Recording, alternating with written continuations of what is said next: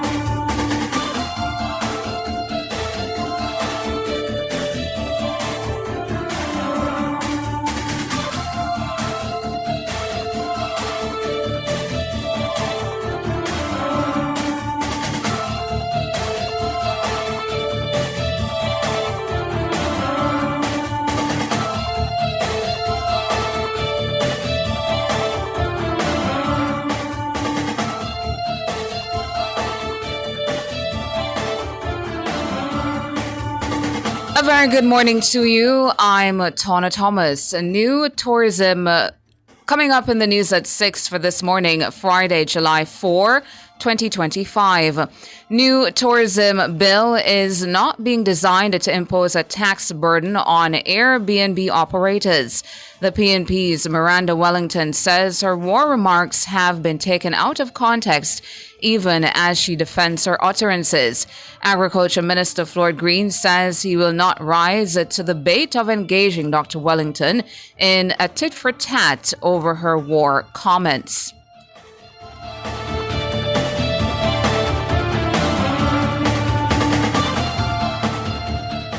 So where you get? The new Popeyes blackened chicken sandwich, my girl. The flavor just hits different. Blackened like it burn up? Nah, man. Blackened because of the color of the Louisiana herbs and spices. Blackened like the flavor buck. No breading and the seasoning soaked deep in the chicken. But get yours and try it, cause me nah share, yeah.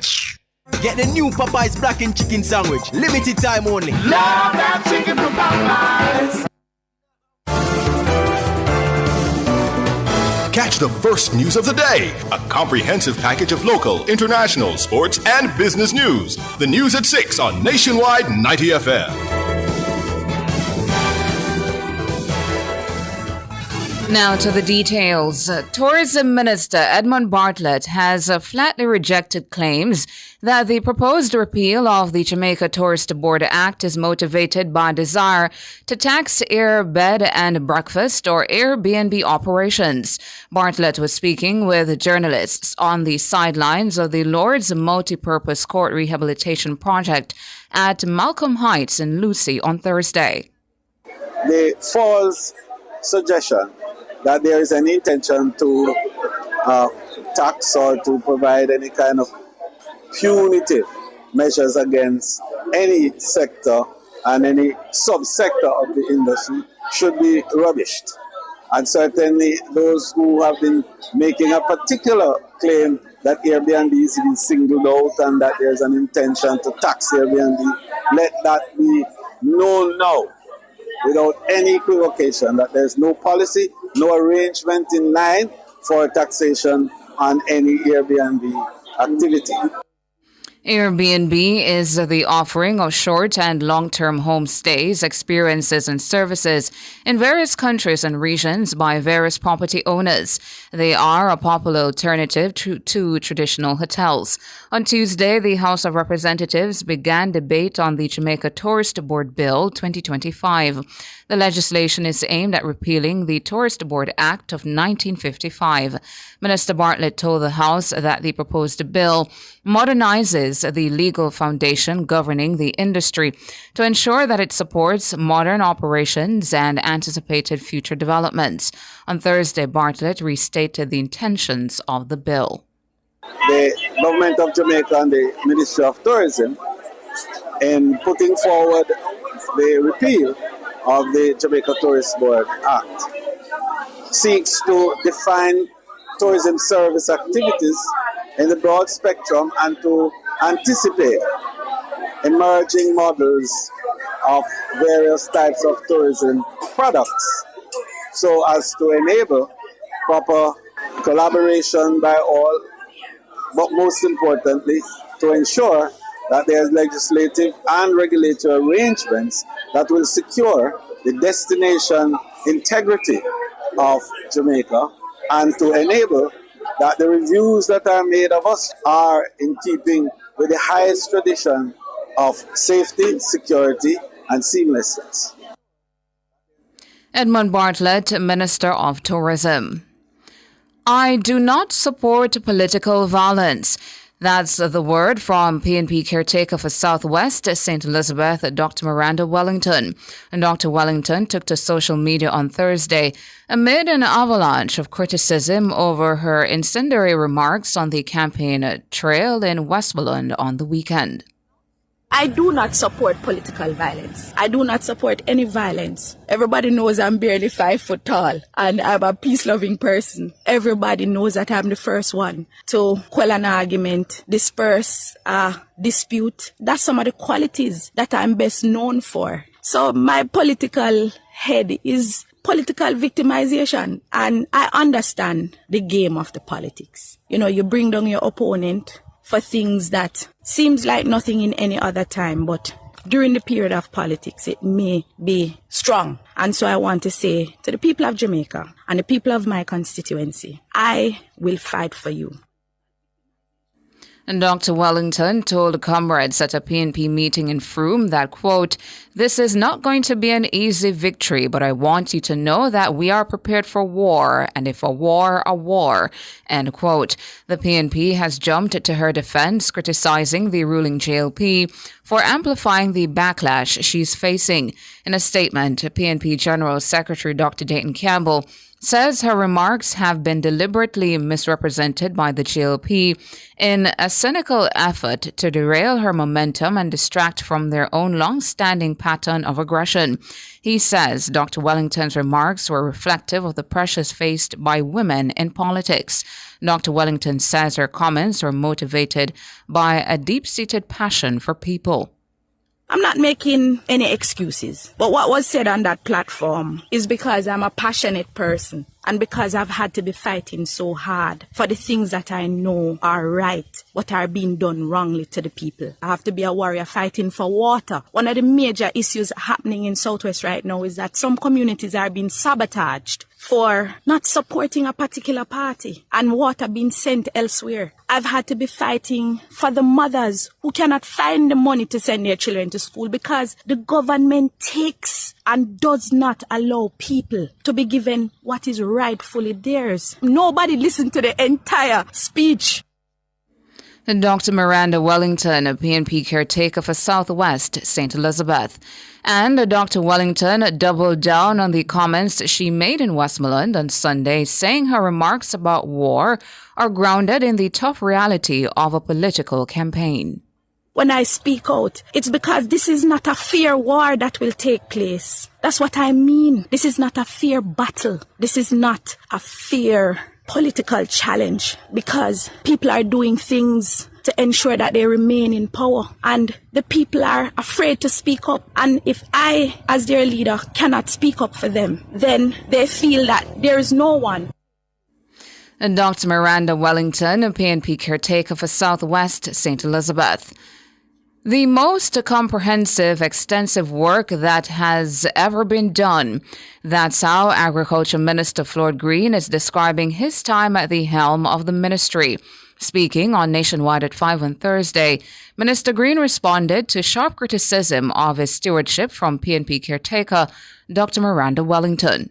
I've never been one to respond. I've always felt that the work on the ground that I do as Member of Parliament and as Minister of Agriculture speaks for itself. And sometimes you have the numbers that come to show that you don't have to really talk about it. As I've always said, with agriculture, you see it. You know when there are shortages, you see it in the prices, you see it in the marketplace, and you know when production is back up. And again, you see. But there's no question that the work that has been done around agriculture and across the constituency, which is the most comprehensive, extensive work that has ever been done. But again, I wouldn't want to respond directly because I don't believe in a tit for tat. Dr. Wellington says the minister has consistently failed to do enough for farmers in his constituency of Southwest St. Elizabeth. But Minister Green says an examination of his record proves that the accusation is baseless. In my own Southwest St. Elizabeth, when we came to government, there were no water trucks. So even when we had times of drought, the NIC never had the capacity to even do trucking. Now the NIC has 4 water trucks, in fact 5 water trucks that are operational now. And we've expanded the irrigation network into places like Downs Valley, into places like Short Hill. We're now on the cusp of the PG Plains irrigation scheme, having already done the feasibility study, having already done the cadastral mapping, having already done the surveys, and the Prime Minister will take steps to break ground for PG Plains next week, Friday. So again, I think fundamentally, the work will always speak more than what can be seen as just political banter and chatter. Floyd Green, MP for Southwest St. Elizabeth and a Minister of Agriculture. The opposition PNP is demanding answers from the Finance Ministry after it retracted a statement concerning the process by which Dennis Chung was selected as the Chief Technical Director of the Financial Investigations Division, FID. Opposition Senator Peter Bunting is questioning why the statement was withdrawn without explanation.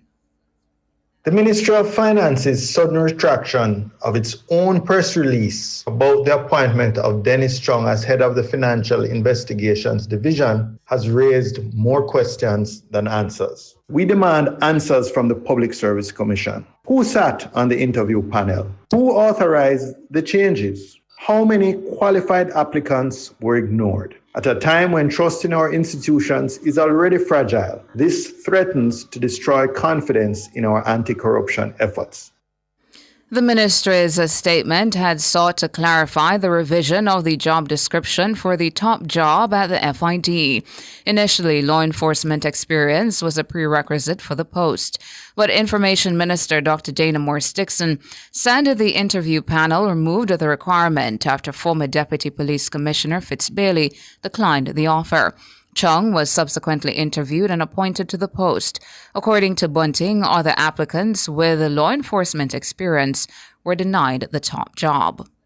To my certain knowledge, I know that other highly qualified senior police officers had applied for the post. Why weren't they offered the post when the first-ranked candidate declined? The truth is this appointment was engineered to install a hand-picked loyalist. And now the government is scrambling to cover its tracks. Oh, what a tangled web we weave when first we practice to deceive. Dennis Chung must resign.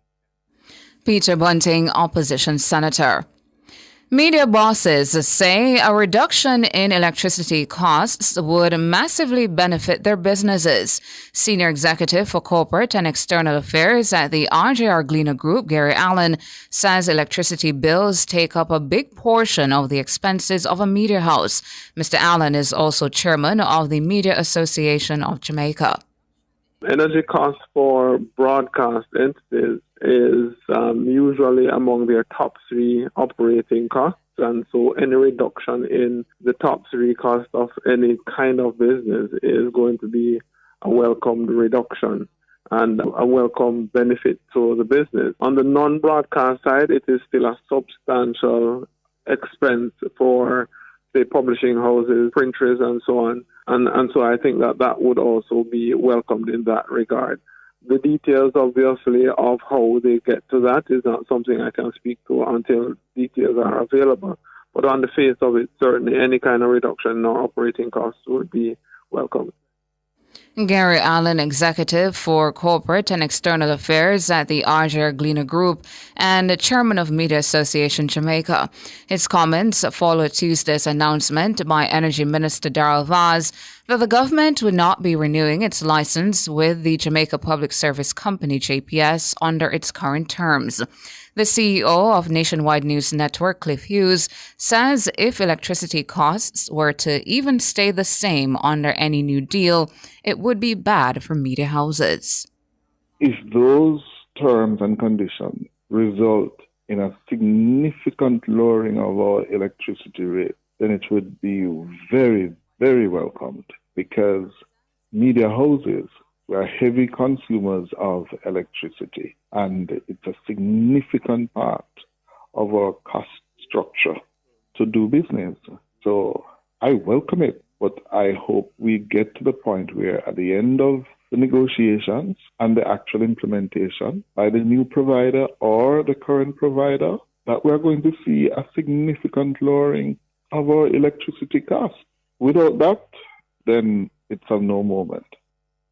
Cliff Hughes, CEO of Nationwide News Network. And that's it for the local segment of the news. Up next, regional and international.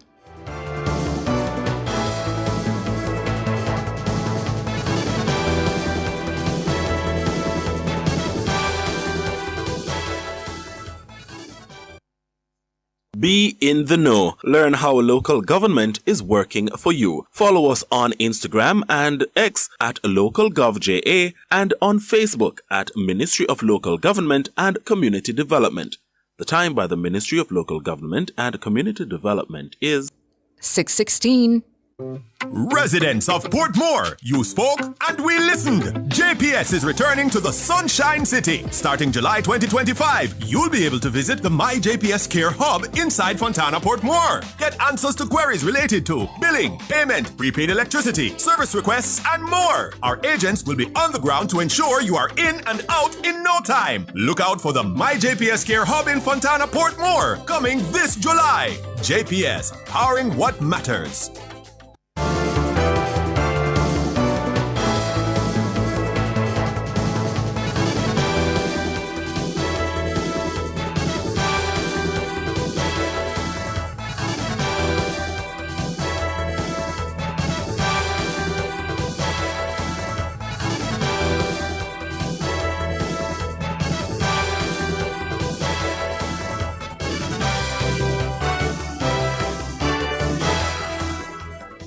In regional and international news this morning, regional news, Antiguan-based airline Liat is set to launch flights connecting Jamaica to Antigua.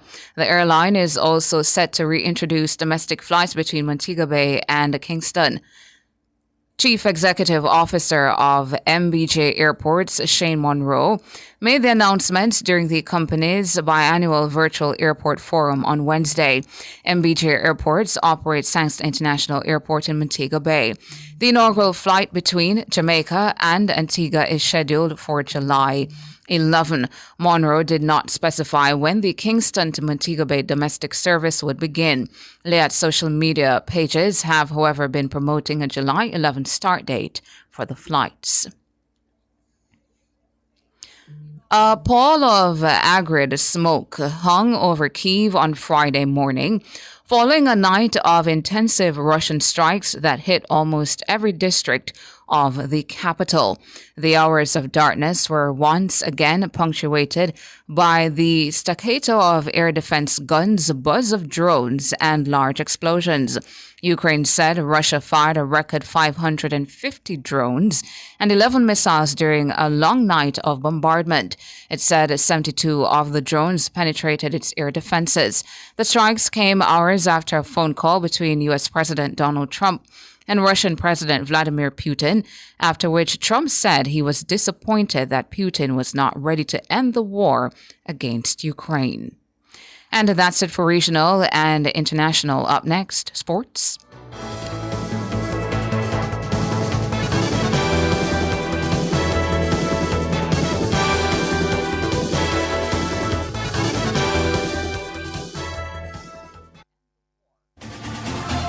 For all your electrical needs, visit ABC Electrical Sales. They stock a wide variety of electrical supplies, including plugs, switches, panel boards, and conduits, plus energy-saving fixtures. ABC Electrical Sales stocks brands like GE, Siemens, Philips, Cutler Hammer, and Allen Bradley. They also offer free island-wide delivery just to suit your needs. Visit them at Shop 8, Hagley Park Plaza, Kingston 10, or call 876-754-3714-5 or 876-754-3825-8.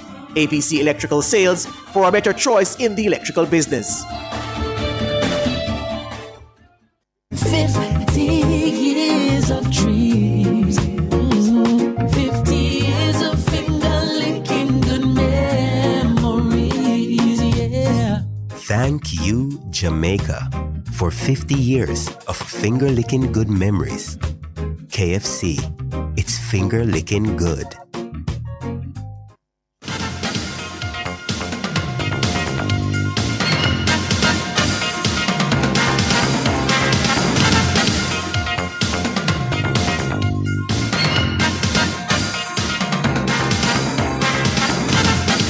Time now for your morning sports. Former captain Craig Brathwaite and Jamaica's John Campbell are set to start the West Indies' response to Australia's 286 all-out on day 2 of the second test at the National Stadium in St. George's, Grenada. Bad light prevented the Windies' reply, with the 7 overs lost at the end of day 1 due to bad lighting. The tourists struggled during the morning session, reaching 93 for 4 at one stage. However, Alex Carey, 63, and Bo Webster, 60, shared in a 6-wicket stand of 112 to bring the Aussies back into the game. Azari Joseph was the pick of the West Indies bowlers with 4 for 61. West Indies bowling coach Ravi Rampal was happy with his bowlers. Proud of the guys. Yet again, we gotten 10 wickets from the Australian batsmen. I'm very proud for that. Summing up the day, we didn't really start that well with the new ball. I think we didn't make use of the new ball, and I'm seeing a trend after lunch. We're not starting back as well after lunch, but going through the day, as soon as we stuck some good overs together, we seem to get wickets, and that's something we are young bowling attack, and we're getting better. Ravi Rampal. President of the Jamaica Cricket Association, Dr. Donovan Bennett, told Nationwide Sports on Thursday that Sabina Park is all but ready to host the historic day-night third test between touring Australia and West Indies, which is set to bowl off on July 12. Dr. Bennett also revealed that the remaining equipment is expected on the island in the coming days. The lights are up. As you know, we're doing some focusing now to get the loom levels that are required internationally. So we're doing some focusing, and we're waiting on the supplies to come from England in another couple of days to do the final focusing of the lights. As far as the scoreboard is concerned, the scoreboard has been installed, and on Monday we will start to activate the scoreboard. So certainly by the middle of next week, the scoreboard will be up and running. Dr. Bennett added that work is already underway to produce a wicket of the highest quality. No, we started preparation of the pitch from last week. That is in train. It's clearly not ready yet because, it's more than a week before the game. But we have started, and we are doing what is required of us at this point in time. Sabina Park will also host the first two T20 internationals between the teams on July 20 and 22. Jamaica made a losing start to their campaign in the West Indies Rising Stars Under-19 tournament in St. Kitts on Thursday. The young Jamaicans suffered a 13-run defeat to the United States at St. Mary's Park. The USA batted first and posted 209 all-out in 47.3 overs. Shaharsh Swithan top-scored with 85 against Tamara Redwood 4 for 41 and Vittel Laws 3 for 23. Jamaica replied with 196 all-out in 43 overs. Tyreek Bryan 58 and Kev Andre Virgo 51 made runs. The annual Rainforest Blue Marlin Open Water Swim Competition is set for the world-famous Doctor's Cave Bathing Club in Montego Bay on Saturday. This year's open water event has attracted entries from top Jamaican swimmers who are preparing for upcoming international competitions, including the Junior Pan American Games, Goodwill Championships, and World Juniors scheduled for August. Organized by the Montego Bay-based Blue Marlin Swim Club and sanctioned by the Aquatics Association of Jamaica, this event has developed into one of the premier open water events in Jamaica. Now, the meet will have 3 individual events, 600 meters, 1.5 kilometers, and 3 kilometers, open to all age groups. There will also be a 4x100 meters open relay named in honor of Sarah Newland Martin, who was a big supporter of swimming in Western Jamaica. In addition to the swimming events, there will be an exhibition of water polo and artistic swimming. And that's it for your morning sports.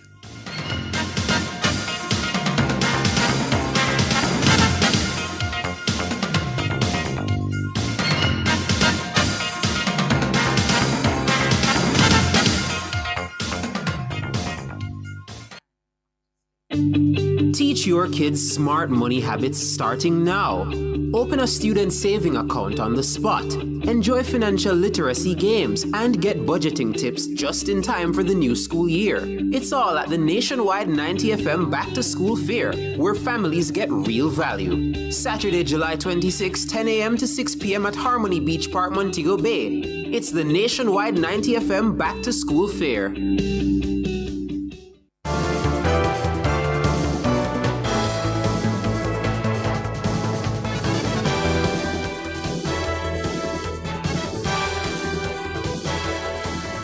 In business this morning, oil futures fell slightly on Friday after Iran reaffirmed its commitment to nuclear non-proliferation.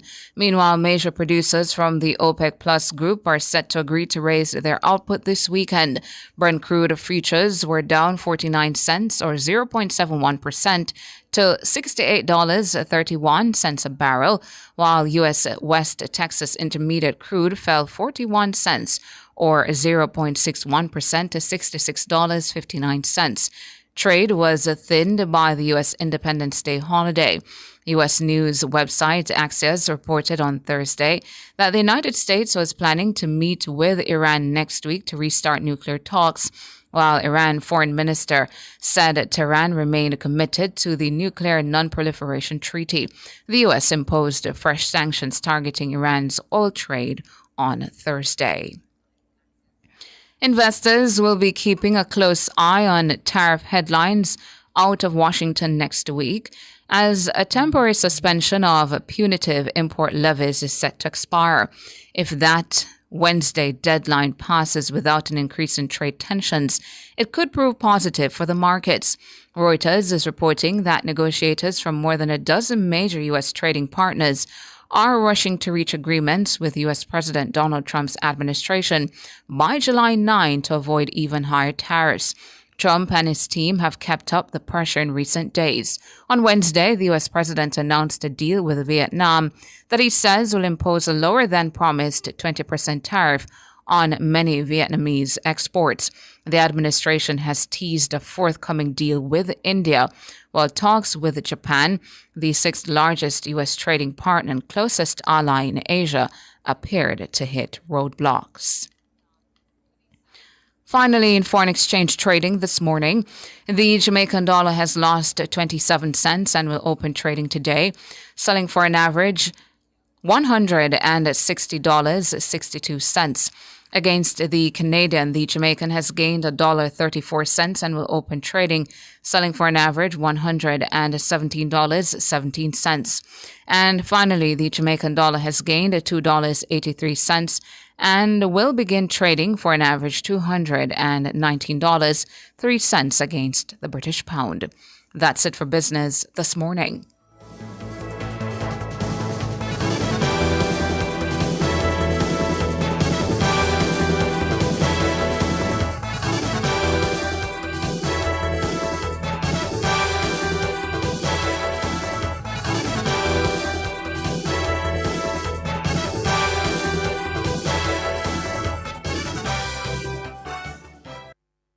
Clear your barrels and personal shipments with ease and convenience. Request a customs contactless clearance today through CCP at jca.gov.jm.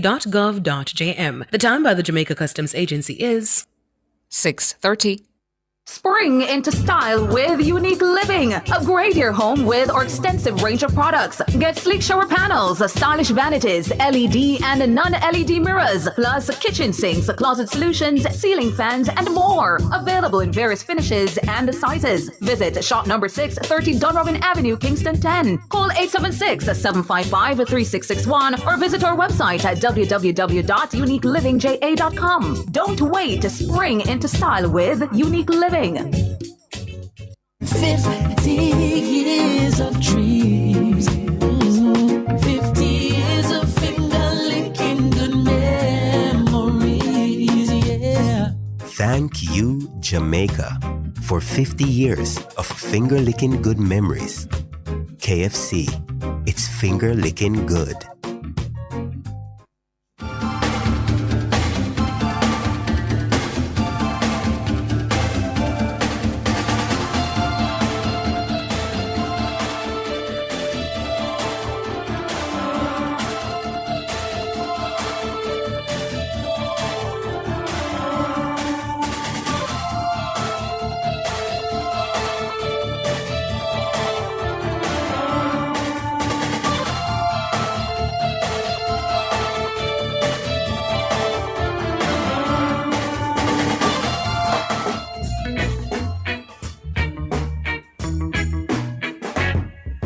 If every pretty girl was one girl, what a girl that would be.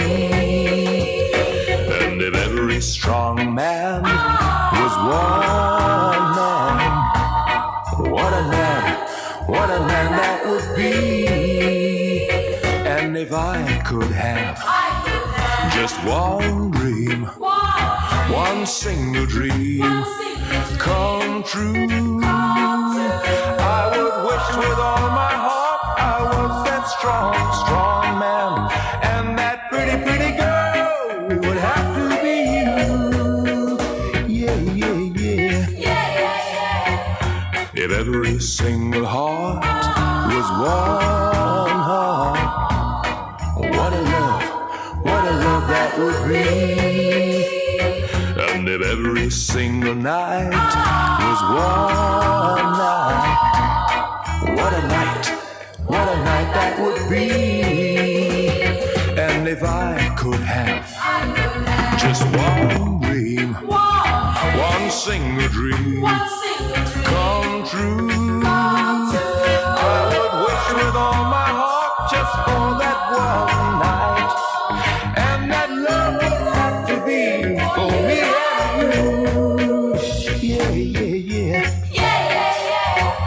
If wishes were horses, I'm a beggar who would surely ride.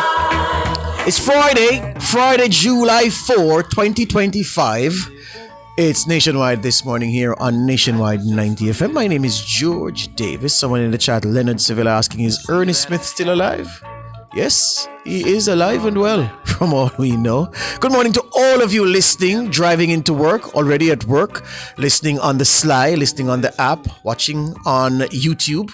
If you're having YouTube on your TV, good morning to you. If you're in the YouTube chat, good morning to you, especially Albert, Cindy, Latoya, Calvin, Arlene, Sky, Erica Smith, Bian, Dahlia, Shirley, Nadine, Dockery, Cheerful Birds, Ines Campbell, Gracious EM. Good morning to all of you. Cheryl Hamilton, not gonna leave you out. General Chin Bella, Beckford Barrett, Kirk Buchanan, morning Kirky, never marry silver and never marry bronze. It's Marigold Weber, Carve Wallow, Tyrell Thompson, S. Marshall, PP, Veronique Sinclair, Otis B, Steve Barrett, Beverly Buchanan, Chris. They are not making up the names, and these are all the people here and durowing all the time. Merlene Russell, Williams Magnus, and Marjorie G. Gordon. See you all. Yeah. So here we are this morning on this Friday, playing some Ernest Smith. Sondre is getting into his saddle and he's gone into his bag. Mr. King, take it away, sir. Feel like a star, leaning on the bar, rapping to my pals, rapping about the gals, bottle in my hand, living 'cause I can, taking in today's vibrations, tomorrow's coming down slow, taking it free and easy, that's the only way to go. Yes, I'd rather be me, rather be free, to be myself, my way, that's how it's got to be. This is the song that young men sing. Life is just for living. Life is just for living. Life is just for living. Life is just for living. Life is just for living. Life is just for living. Life is just for living. Life is just for living. Jesus, come today for a poor, poor man like me. Salvation come my way, my soul set free. Jesus come for all, and we must hear his call. Open up your heart today and let it be. No matter if you're thief, or if you're dread, or if you have a crown on your head, no matter if you have no heart at all, Jesus brings love for one another. Sing it, Sandre. Sing it, Sandre. I'm for Jesus, you for Jesus, all for Jesus, fall for Jesus, come to Jesus. Jesus comes for. As a Rasta man, I sing this at the time, you know. Like Batman. Yeah, man. Yeah. All right. Here we go now. We're going to switch up this. Listeners, when was the last time you heard this song on your radio? But see, I miss Mira with that, miss smell in your kitchen, they bun summer. Some fried dumpling, you have been upon the fire, sir. Some fried dumpling. Mr. King of Bashir, play this one here. Joseph Cotton, don't touch the style. Like it's squeeze again. Pull it up. What we call it? Pull it. Sandre, that one there for you, my youth. That one there for you. I'm going to make a notebook. Come again. Some fried dumpling, you have been upon the fire, sir. Some fried dumpling. Well, I used to love the fried dumpling a lot, you know, but since I have the problem with the self-raising flour, I don't socialize with it no more. What we call it? No touch your style. Do one touch your style, tell a friend them. No touch your style. Do one touch your style. No touch your style. Do no touch your style, tell a friend them. No touch your style. Do one touch your style. Will be some rice, some peas, and some broad beans stew. So me buy one coconut with one bongla kalalu. One bongla kalalu. One bongla kalalu. Carrot and me, I go give me woman name Sue. When I see where she do me have to read Psalms too. When you mean she treats somebody, you have to read Psalms too. Read Psalms too, me have to read Psalms too. She burn up the rice and chunk the kalalu. Chunk the kalalu? Chunk the kalalu. What am I doing with a woman like so? A woman like who? A woman like so. She give me carrot juice mixed with special, bro. Give me carrot juice mixed with special, bro. Then she get up from man, they no give me no tea. Then she lock up me house. Throw what we me be. Mash up me setty and me one TV. You mean the color TV where you got trust on HP? The color TV where me got take one HP. Lord have mercy, what is this for me? I could take it to heart and go drown in a sea. Then you mean you would have take yourself for drone in a sea? Alright, Mr. King, give me something special though. You know, and at the moment, we say happy anniversary. You is a bad man. We arrive at the bus stop with our $10 fare and see a minibus waiting there. It's full already, so we jump on fast, hoping to leave before 3 was past. Everyone stares when we get on, wondering what is going on. It's not a sight that's seen too much. 2 white girls on a minibus. What an experience this is for us. A trip into the minibus. It's a adventurous. 2 white girls on a minibus. What about Sasaram? Mix! Why I can't take it no more? Me say, bitch out, inna the bus. Inna the bus, inna the bus, them a fight and a fuss. Inna the bus, inna the bus, them a kick up rumpus. Driver, left me back. Oh, Mr. D, your arm smell bad. Hey, little boy, we inna the blue tab. Take your foot off of me card before me get mad. Now the doctor, they come down with the money bag. I showed fierce, please, tell him throat all tired. Here a gal ball out, only 10 cents me have. Here a man up on the front, you know me just get rap. The doctor say, what? The minibus stop. The doctor only man a give the man couple stop. Flick him out, and the bus drop him on the bed back. Everybody find bus fear quick off and that.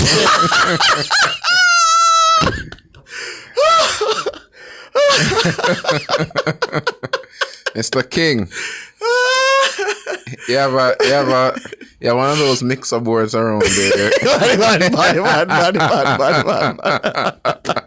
Yeah, it's the first time I see him bring that mixer board in studio, man. But the white girl, I'm never make it fun of us. No. Give me. You man say, nah, give me not this. Just give me something, sir. Give me Alti and Dada. Give me Alti and Dada. Khaki suit and thing. Yeah? Take it down. Just boil it down to make it run down, cook down a little bit. You understand? Make it gravy, cook down a little bit, Mr. King. Please and thanks, sir. I see in the chat morning, Albert Morgan. Yeah, this is Friday vibes. You don't know it already. Come, Sandra, your tune is no youth. See me in my heels and ting. Them checks say we hip and ting. True them no know and ting. We have them going and ting.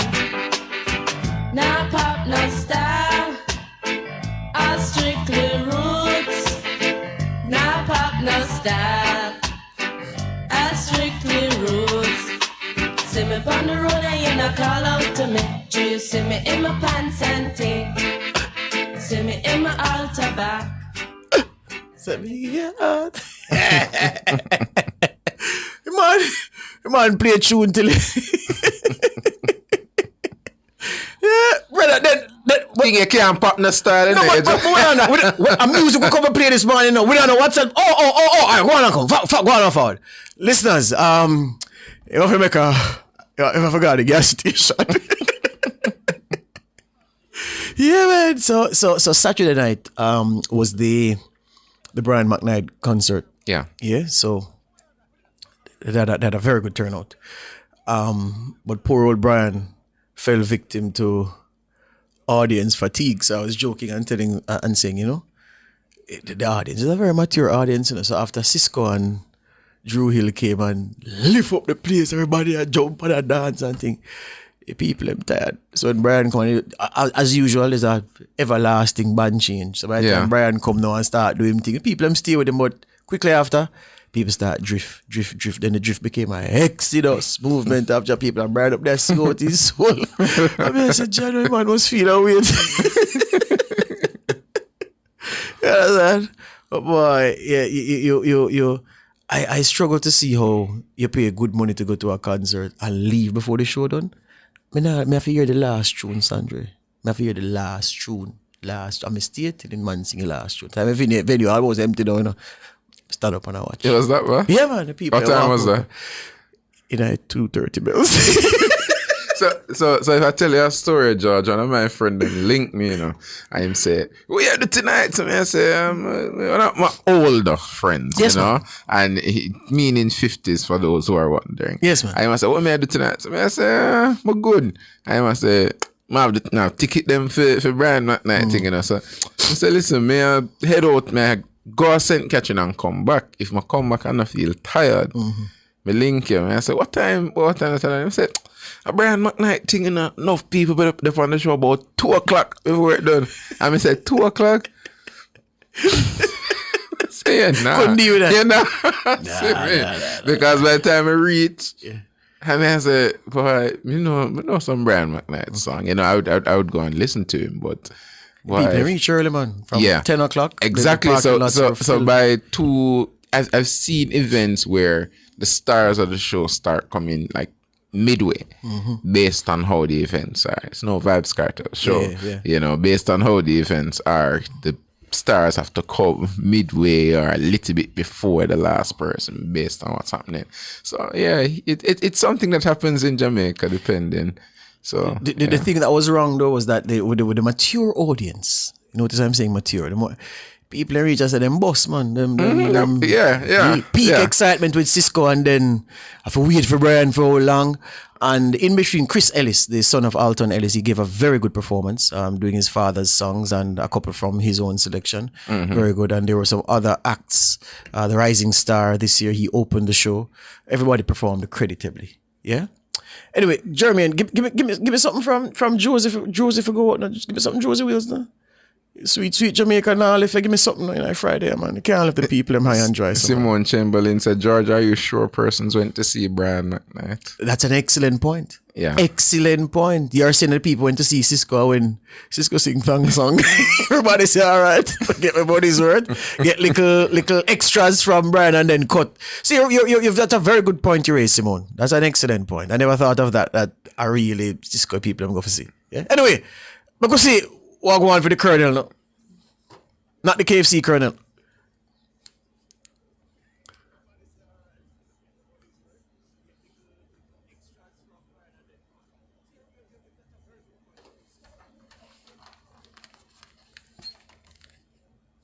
Oh, because I was wondering if me and you don't know if the tune start already. No. No. We're not. No. Barbara Ellington in the chat says, "Here cooking hoghead for my neighbor, set up later." Oh. Yeah, hoghead and broad bean. Love it. Love it. Oh, people don't love hoghead and broad bean. People say they love tripe and bean. How a human being can eat tripe? I don't know. Tripe is flavorless. I don't eat all of these things anyway, so. Believe me, hoghead and broad bean, bad. Cowtail and broad bean, bad. Not oxtail, Cowtail is a difference. I can see the appeal. All Minivan people. Okay.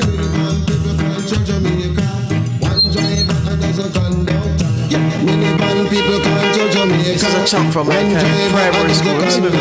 Yeah, where all the jolly must come. A long time ago, where all the jolly must come. I don't know.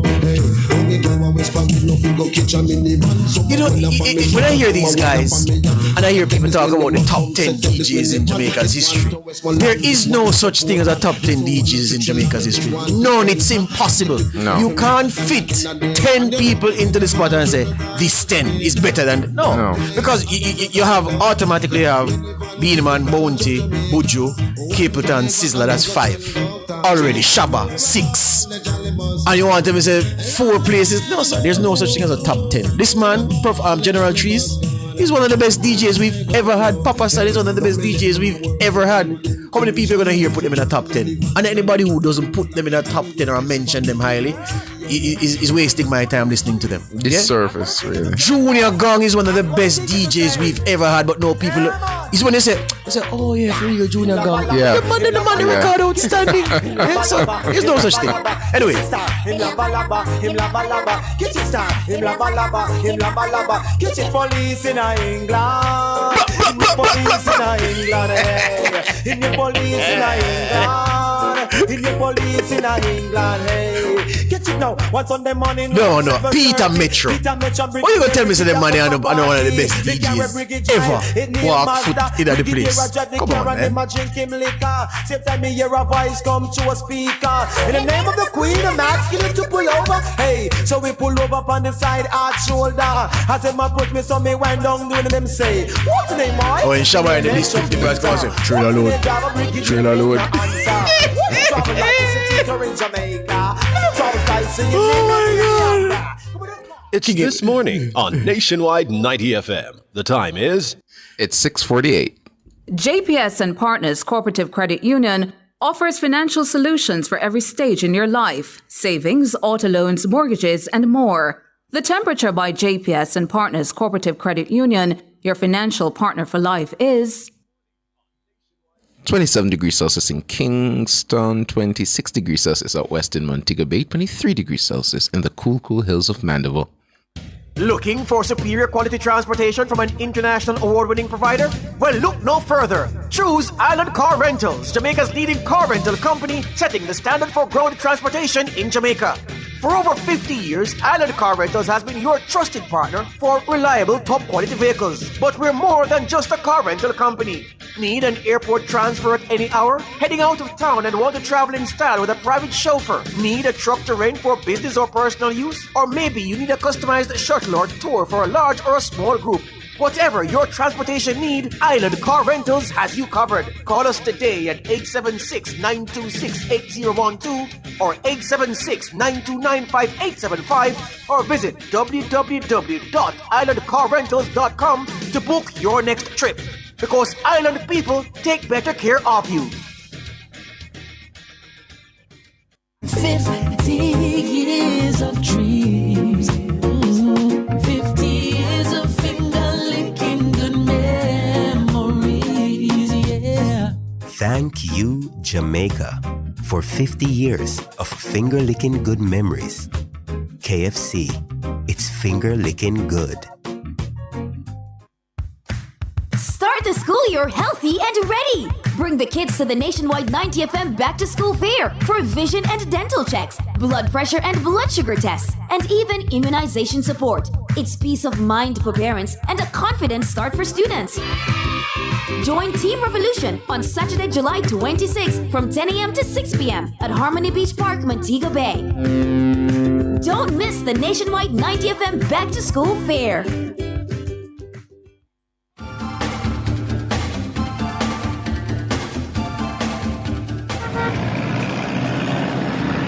When you hear those horns, you know what time it is. It's time for Street Smart with Ludlow McLean. Good morning to you, Ludlow. Morning time, Sanjay. Morning time, George. Yes, Party. What's going to leave out Charlie Chaplin? Whenever you're going to say Charlie Chaplin. Charlie Chaplin. So he's a different kind of DJ, but worthy of the highest accolades. Himself and Brigadier Jerry, for instance, cool. Not prolific in studio, but on the stage show, peerless on the stage. Let me move on. just a quick update, motorists. Good morning to you all. The eastern side, as usual, from George Paul Bogle Highway, coming to the roundabout there by Abergris. It's pretty good going. Norman Manley, coming from the Norman Manley Airport, it is also free flowing. And anyway, coming out of Harbour Drive and all of this onto Michael Manley, but it's pretty good going. Mountain View Avenue, Windmore Road, all these roads along the eastern side, Lower Ellison Road, Upper Ellison Road, Miriam Road in Pineatown, going on to Camp Road, going all the way up to the roundabout by Tom Redcon. It's pretty good going, and Tom Redcon in itself is free flowing in both directions. Oxford Road, it's not too bad also in both directions, going up to Olop Road, going past Lady Musgrave Road onto Hope Road, and then going across to East Kings also. It's pretty good vehicular movement. We'll talk later as what is happening in other areas. So until about 7:18, 7:20, it's back to you. Thank you, Ludlow. That's Street Smart. It's now time for a word of the day.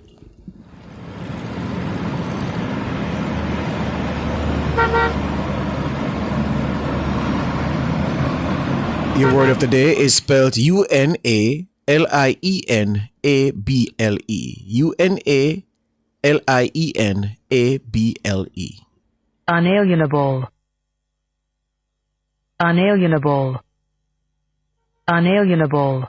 Word of the day, unalienable, meaning not transferable to another or not capable of being taken away or denied. Not transferable to another or not capable of being taken away or denied. Example of use, the Declaration of Independence acknowledged that all humans have innate unalienable rights. Yeah? First recorded between 1610 and 1620. Another example, the Saudi Foreign Ministry said on Saturday it would not accept any infringement on the Palestinians' unalienable rights. So unalienable, your word of the day, first used between 1610 and 1620. It's an adjective, and it means not transferable to another or not capable of being taken away or denied. You'd also be correct if you swap that out for inalienable, okay?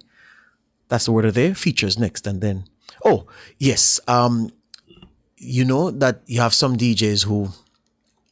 on the stage, there are different beasts compared to where they're in studio. Not prolific in studio, but on the stage. And then you have Ninja Man. Yeah. Who in studio, Ninja Man has some good studio songs, no doubt. But his legend is built up based on what he does in the dancehall space, or what he did in the dancehall space. There have been few DJs who have just... Well, there's never been any DJ before or since who just walked on the stage, stood, put them foot up on one of the speakers and just looked at the crowd and the place is going wild. Mad. Yeah. Ninja Man did that. And him just walk off and then walk off again and the crowd gone. Him not say a word. And then there are some characters. You have DJs who go and cuss the crowd about morals and values, like about tequila. Yeah. And the crowd are real cussed. Yeah. Anyway, a break time features and then the news at the top of the hour.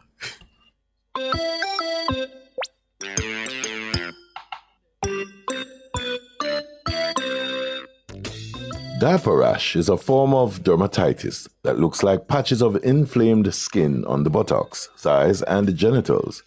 It can be caused by wet or soiled diapers that aren't changed often enough, or it may be due to skin sensitivity and chafing.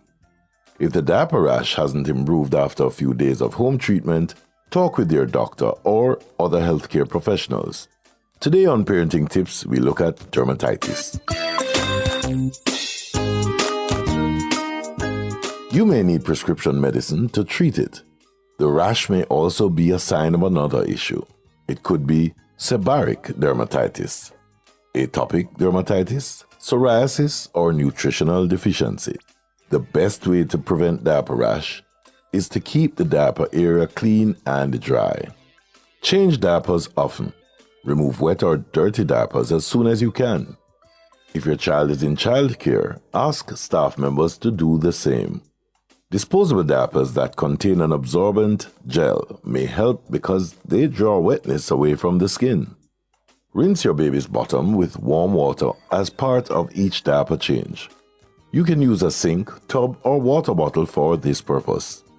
Most washcloths, cotton balls, or baby wipes can aid in cleaning the skin. Be gentle. Some baby wipes can be irritating, so use wipes that don't contain alcohol or fragrance. Or use plain water or water with a mild soap or cleanser. Gently pat the skin dry with a clean towel or let it air dry. Don't scrub your baby's bottom and don't use talcum powder. Apply cream or ointment. If your baby gets rashes often, apply a barrier cream, paste, or ointment with each diaper change. Petroleum jelly and zinc oxide are the time-proven ingredients in many diaper rash products. If the product you applied at the previous diaper change is clean, leave it in place and add another layer on top of it. After changing diapers, wash your hands well. Hand washing can prevent the spread of bacteria or yeast to other parts of your baby's body, to you and to other children. Allow airflow under the diaper. Secure the diaper but not too tightly. Airflow within the diaper helps the skin. Diapers that are too tight can rub against the skin. And take a break from plastic or tight-fitting diaper covers. Give your baby's bottom more time without a diaper. When possible, let your baby go without a diaper. Exposing skin to air is a natural and a gentle way to let it dry. To avoid messy accidents, try laying your bare-bottomed baby on a large towel and engage in some playtime. That's all for Parenting Tips this week.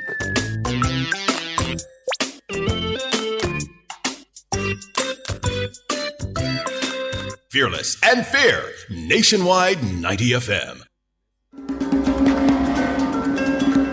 You may spend more waking hours in workspaces than in your own home. So, knowing how to operate for many hours a day in that space is important. Hello, your Lifestyle Pages starts now. I'm Tana. Keep the space professional and neat with appropriate personal touches. People will see that space and consider it a reflection of you. Whether it is a cubicle or office, respect others' space. Don't just walk in, knock, or make your presence gently known. Don't assume acknowledgement of your presence is an invitation to sit down. Wait until you're invited to do so. Don't interrupt people on the phone, and don't try to communicate with them verbally or with sign language. You could damage an important phone call. Limit personal calls, especially if you work in a space that lacks a door. Learn when and where it is appropriate to use your cell phone in your office. Food consumption should generally be regulated. Smells and noise from food can be distracting to others trying to work.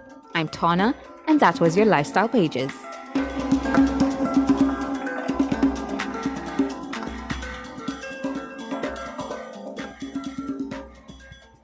Nationwide 90 FM, continuing the tradition of fair, fearless, and factual reporting. Jamaica, let's make road safety a priority. Slow down, stay focused. Remember, every life matters. The time brought to you by the JIS is... News time, 7 o'clock. If you need to build it, plumb it, weld it, pave it, or power it, National Supply has it. Get the best brands for the job at Jamaica's Industrial Hardware Superstore, Kingston or Bay. The temperature by National Supply is... 27 degrees Celsius in Kingston, 26 degrees Celsius in Montego Bay, 23 degrees Celsius in Mandeville. The most credible news in the morning. The news at 7 on Nationwide 90 FM.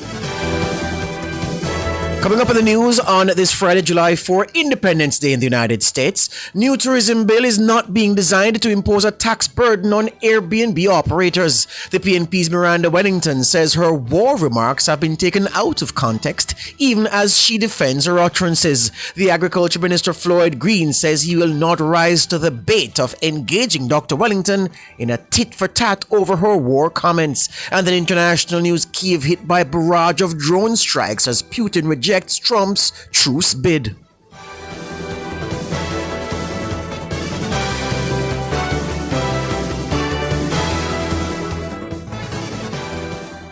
If it's news, it's got to be Nationwide 90 FM.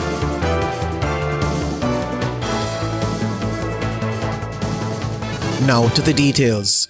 Tourism Minister Ed Bartlett has flatly rejected claims that the proposed repeal of the Jamaica Tourist Board Act is motivated by a desire to tax Airbed and Breakfast or Airbnb operations. Bartlett was speaking with journalists on the sidelines of the Lord's Multipurpose Court Rehabilitation Project at Malcolm Heights in Lucy, Hanover on Thursday. The false suggestion that there is an intention to tax or to provide any kind of punitive measures against any sector and any subsector of the industry should be rubbished. And certainly those who have been making a particular claim that Airbnb is being singled out and that there's an intention to tax Airbnb, let that be known now without any equivocation that there's no policy, no arrangement in line for taxation on any Airbnb activity. Airbnb is the offering of short and long-term homestays, experiences and services in various countries and regions by property owners. They are a popular alternative to traditional hotels. On Tuesday, the House of Representatives began debate on the Jamaica Tourist Board Bill 2025. The legislation is aimed at repealing the Tourist Board Act of 1955. Minister Bartlett told the House that the proposed bill modernizes the legal foundation governing the industry to ensure it supports modern operations and anticipated future developments. On Thursday, Bartlett restated the intentions of the bill. The government of Jamaica and the Ministry of Tourism, in putting forward the repeal of the Jamaica Tourist Board Act, seeks to define tourism service activities in the broad spectrum and to anticipate emerging models of various types of tourism products, so as to enable proper collaboration, but most importantly, to ensure that there's legislative and regulatory arrangements that will secure the destination integrity and to enable that the reviews that are made of us are in keeping with the highest tradition of safety, security, and seamlessness. Ed Bartlett, Tourism Minister. I do not support political violence. That's the word from PNP caretaker for Southwest St. Elizabeth, Dr. Miranda Wellington. Dr. Wellington took to social media on Thursday amid an avalanche of criticism over her incendiary remarks on the campaign trail in Westmoreland on the weekend. I do not support political violence. I do not support any violence. Everybody knows I'm barely 5 foot tall and I'm a peace-loving person. Everybody knows that I'm the first one to quell an argument, disperse a dispute. That's some of the qualities that I'm best known for. So my political head is political victimization, and I understand the game of the politics. You know, you bring down your opponent for things that seems like nothing in any other time, but during the period of politics, it may be strong. And so I want to say to the people of Jamaica and the people of my constituency, I will fight for you. Dr. Wellington told comrades at a PNP meeting in Frome that, quote, "This is not going to be an easy victory, but I want you to know that we are prepared for war, and if a war, a war." End quote. The PNP has jumped to her defense, criticizing the ruling JLP for amplifying the backlash she's facing. In a statement, PNP General Secretary Dr. Dayton Campbell says her remarks have been deliberately misrepresented by the JLP in a cynical effort to derail her momentum and distract from its own long-standing pattern of aggression. He says Dr. Wellington's remarks were reflective of the pressures faced by women in politics. Dr. Wellington says her comments were motivated by a deep-seated passion for people. I'm not making any excuses, but what was said on that platform is because I'm a passionate person and because I've had to be fighting so hard for the things that I know are right, but are being done wrongly to the people. I have to be a warrior fighting for water. One of the major issues happening in Southwest right now is that some communities are being sabotaged for not supporting a particular party and water being sent elsewhere. I've had to be fighting for the mothers who cannot find the money to send their children to school because the government takes and does not allow people to be given what is rightfully theirs. Nobody listened to the entire speech. And Dr. Wellington doubled down on the comments she made in Westmoreland on Sunday, saying her remarks about war are grounded in the tough reality of a political campaign.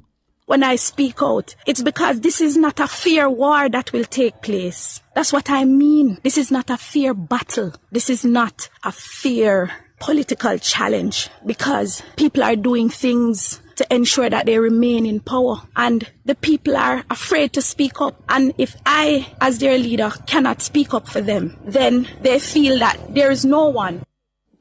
Dr. Miranda Wellington, PNP caretaker for Southwest St. Elizabeth. The most comprehensive, extensive work that has ever been done. That's how Agriculture Minister Floyd Green is describing his time at the helm of the ministry. Speaking on Nationwide at 5 on Thursday, Minister Green responded to sharp criticism of his stewardship from PNP caretaker Dr. Miranda Wellington. There's never been one to respond. I've always felt that the work on the ground that I do as Member of Parliament and as Minister of Agriculture speaks for itself. And sometimes you have the numbers that come to show that you don't have to really talk about it. As I've always said, with agriculture, you see it. You know when there are shortages, you see it in the prices, you see it in the marketplace, and you know when production is back up. And again, you see. But there's no question that the work that has been done around agriculture and across the constituency, which is the most comprehensive, extensive work that has ever been done.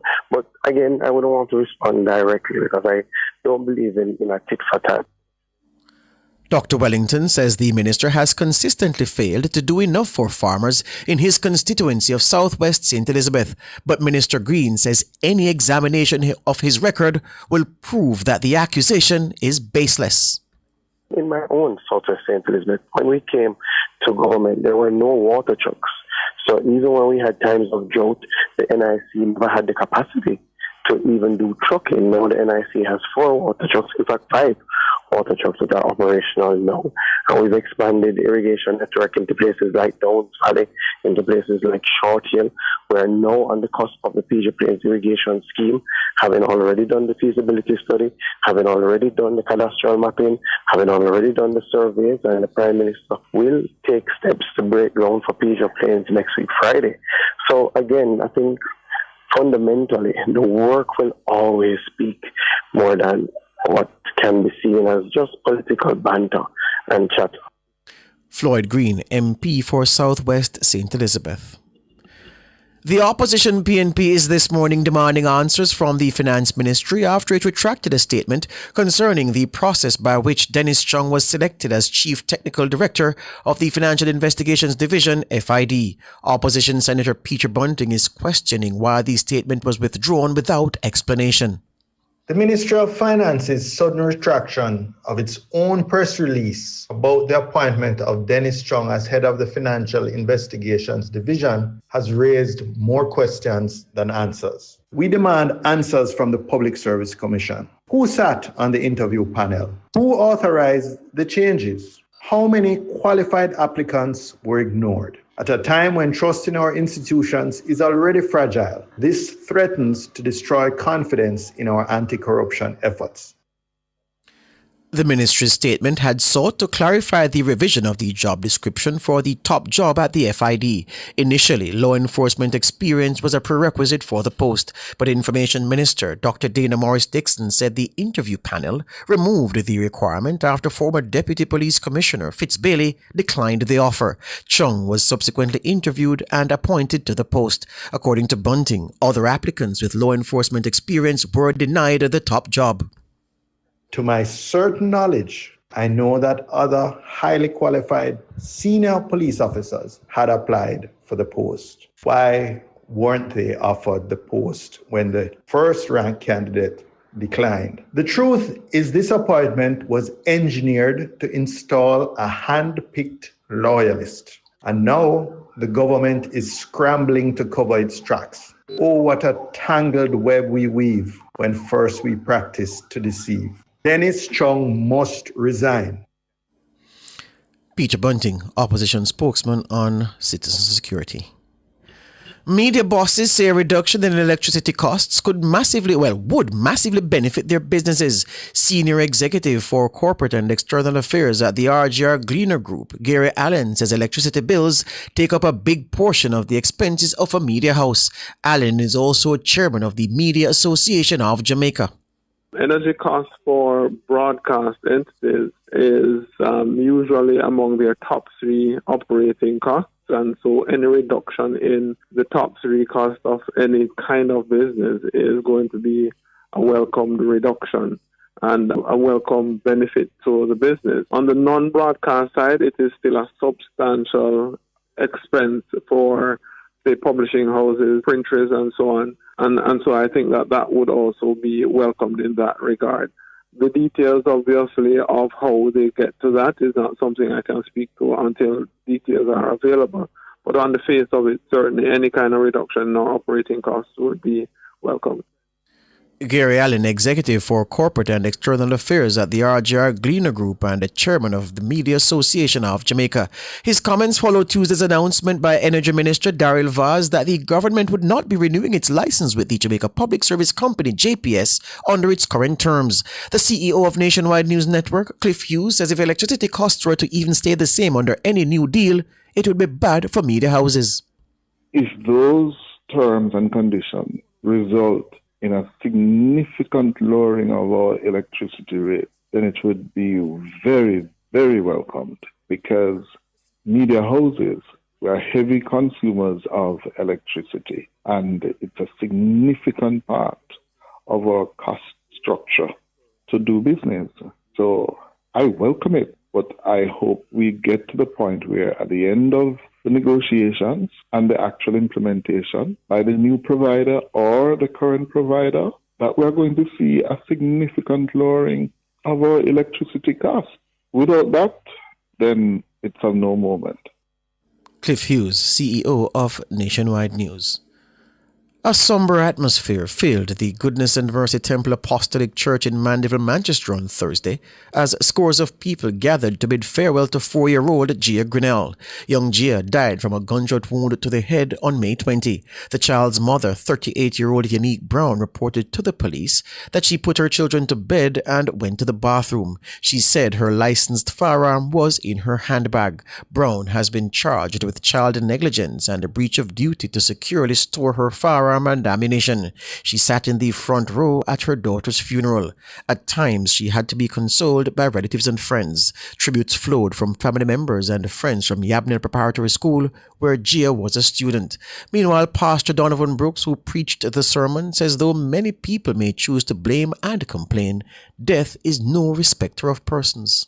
We serve a God that you can tell him how to do what he does. And I said to mother that death is appointed to all men, and none of us can choose how we want to die. You see, if we can choose the way we want to go, then none of us will choose to die. But death comes in any form it chooses. And it comes to anybody, whether we're rich or we're poor, whether we are white or whether we are black. Because death is no respecter of persons.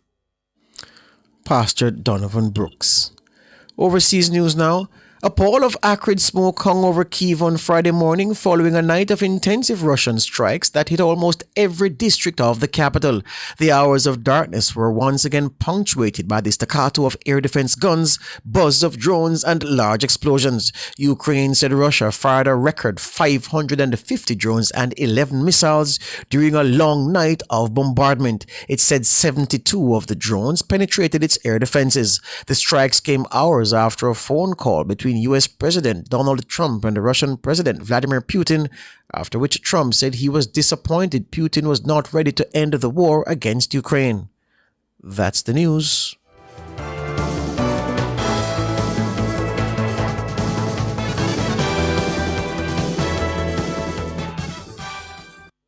Sign up for the JN Money Card. It's safe, convenient, and free. The time by JN Money is 7:15. Rent or buy your hurricane supplies from Total Tools. Visit 102 Main Street, Oterius, 34 Slipe Road, Kingston 5, or Lot C6, Drax Hall, St. Anne's Bay. The temperature brought to you by Total Tools Jamaica is 27 degrees Celsius in Kingston, 26 degrees Celsius in Montego Bay, 23 degrees Celsius in Mandeville. 50 years of dreams. 50 years of finger-licking good memories, yeah. Thank you, Jamaica, for 50 years of finger-licking good memories. KFC, it's finger-licking good. Want to reduce your high electricity bills? Then Peak Energy has the solution for you. From grid tie to hybrid solar inverters with full lithium-ion battery pack. Installation and maintenance packages available. Visit us at Shop 1, 3 Mosquito Valley Road, Red Hill, St. Andrew. Call 876-279-8820 or 944-0668. Or email us at peakenergysolutionsja@gmail.com. Peak Energy for everything solar.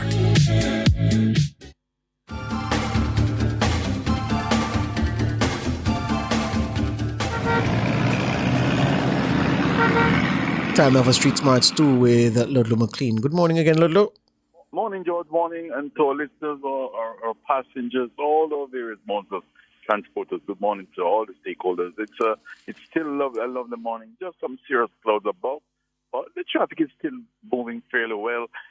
You'll encounter a build up of traffic along Moline, Castle Park, Moline, Waltham intersection. But once the light changes, it's going to be free flowing all the way to half the tree. If you make it onto Waltham Park Road, it's also pretty good going. As you make your way to Keesing Avenue at that intersection of Bay Farm Road, Keesing Avenue, and going further down, you won't have much of a problem either. It's really steady at the moment. The busiest areas right now is really in Half a Tree Square, and once you clear Half a Tree Square, coming from Constant Spring Road, heading down to Half a Tree Road, it's pretty good movement, even along Chelsea Avenue going towards New Kingston and going further down towards Auburn Road. So the movement is also pretty good. Going further down, like across to Camp Road and the South Camp Road. But if you're going making it into Cross Road, it's a little bit busy, though I must say Retirement Road at this time is not so bad. It's our second report, and have yourselves a great weekend. And as usual, at Street Smart, your safety is our concern. Go ahead, George. Thank you, Ludlow. Ludlow there with Street Smarts 2. Up next, front page.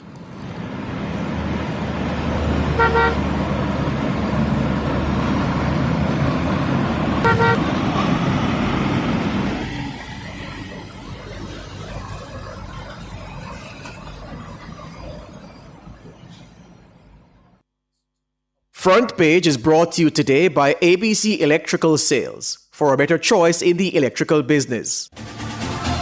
For all your electrical needs, visit ABC Electrical Sales. They stock a wide variety of electrical supplies, including plugs, switches, panel boards, and conduits, plus energy-saving fixtures. ABC Electrical Sales stocks brands like GE, Siemens, Philips, Cutler Hammer, and Allen Bradley. They also offer free island-wide delivery just to suit your needs. Visit them at Shop 8, Hagley Park Plaza, Kingston 10, or call 876-754-3714-5 or 876-754-3825-8. ABC Electrical Sales, for a better choice in the electrical business.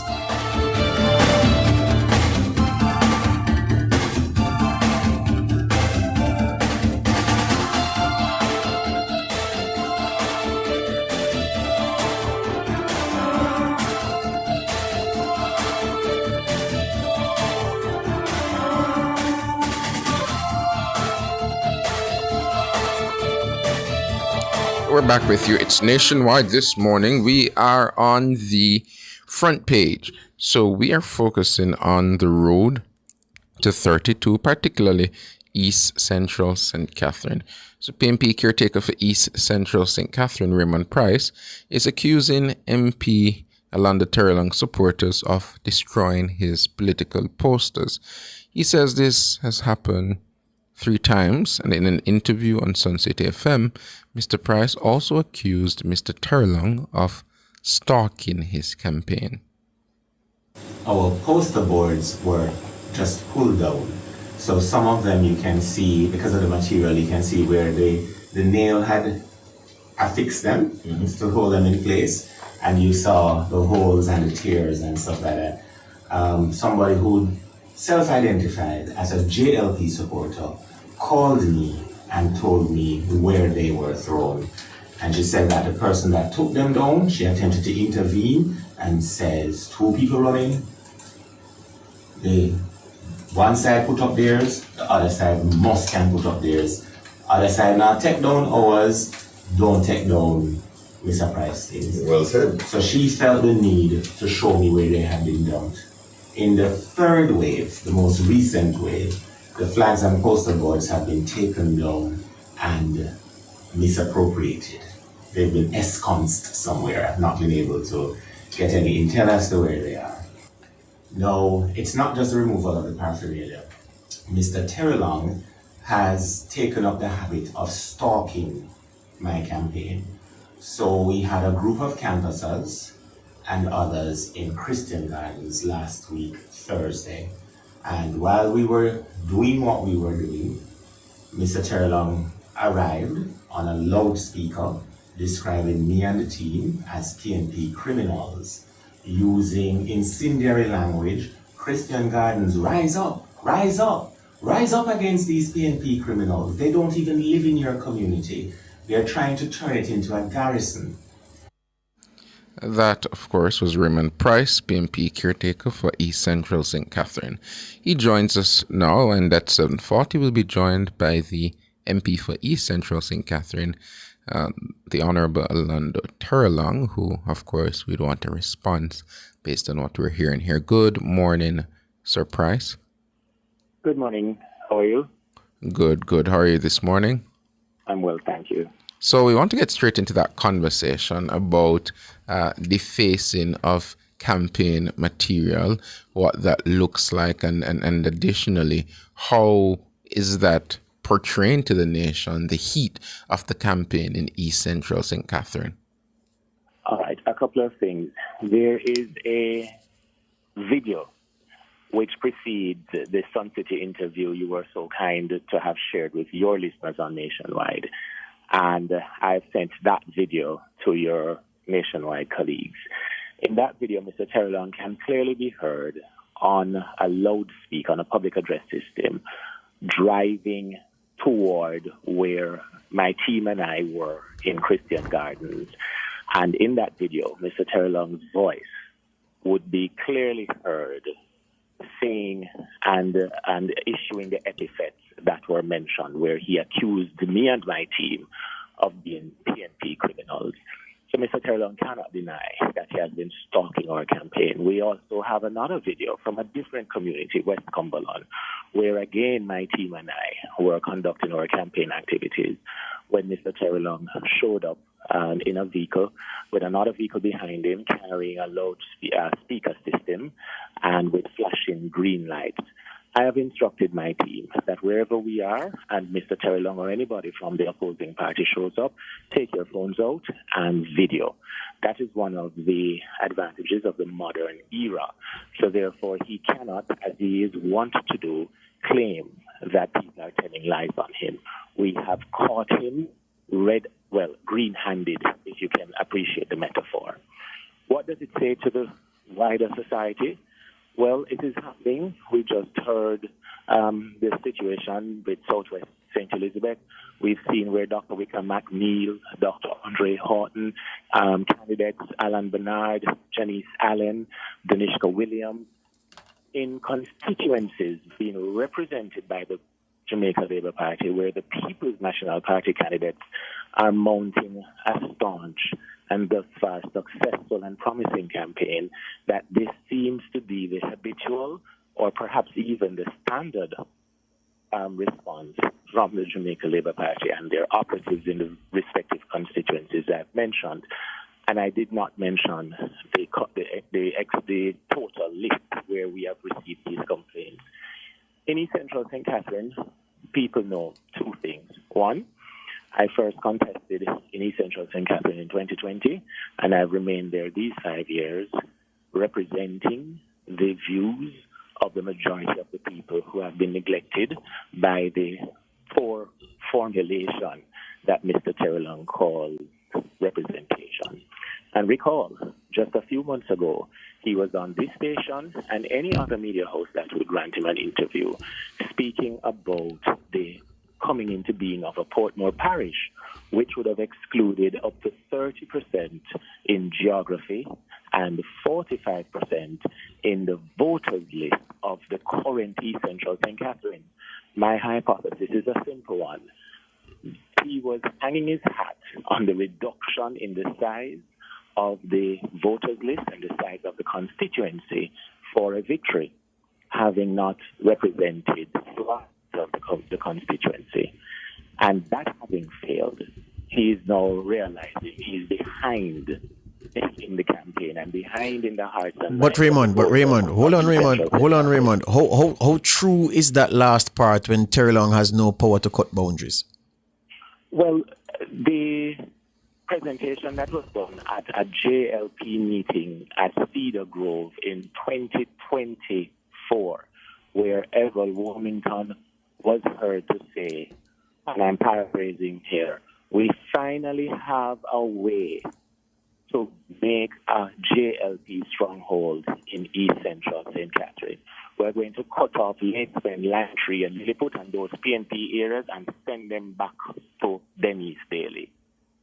Right? And of course, the PNP responded by calling it a grand gerrymandering. Right, but come Raymond, it wasn't a courtroom, but it's as much use as obiter dictum in court. I mean, Warmington, Terry Long, together or apart, have no say, have no power to cut any boundary, to draw even an imaginary line anywhere. So why would you put so much store in that? Because if you check the Joint Parliamentary Committee, the Joint Select Committee, yes, that reviewed the boundaries. And the extensive report they prepared, yes. No, hang on a second, yes. George. Be reminded that I'm a former parliamentarian. For sure.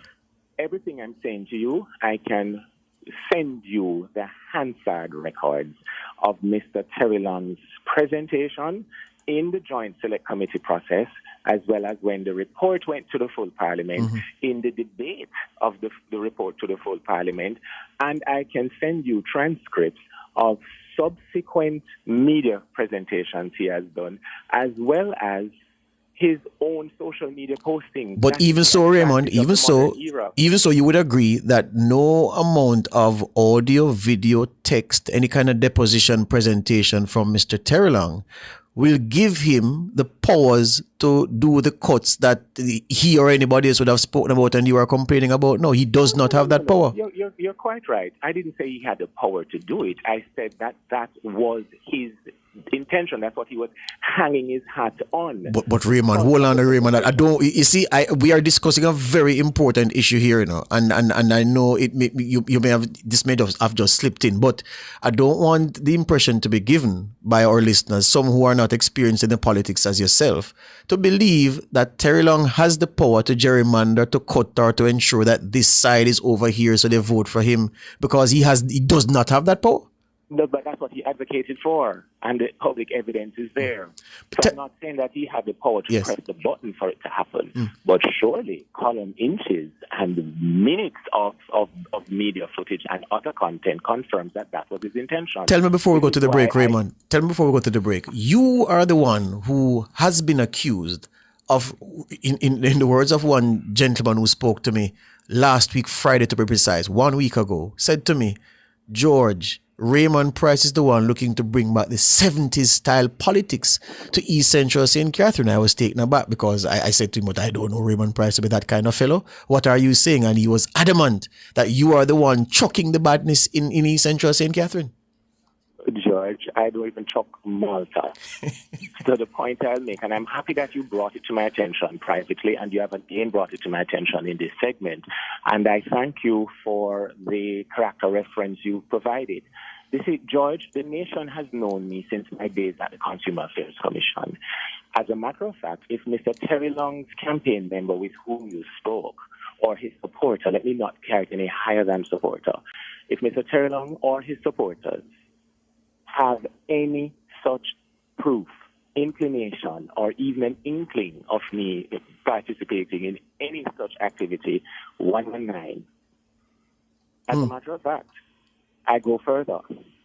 I will avail myself to CIB, PIU, any unit of the Jamaica Constabulary Force for them to begin and to conduct an unhindered investigation. You see, George, people may amass wealth and material possessions. A reputation, though intangible, is way more important than all of the above. Mr. Terry Long will wake up each day discovering that he is unsuccessful in convincing the people of Jamaica that Raymond Price is anything other than an upstanding patriot, a good citizen, one who supports and believes in democracy, and one who is campaigning vigorously on behalf of the people of East Central. Let us take the break and come back. And just for the record, what I relayed to you was not said to me by Terry Long. And you didn't say that he said that, but just to make it clear to anybody who's wondering. After the break, we continue the discussion. East Central St. Catherine, reports are, is getting hot on the ground, which bodes ill for the political process, which we've commended thus far for being free of the animus and kind of aggro that translates into worse. We hope this is something that we can nip in the bud. More after these.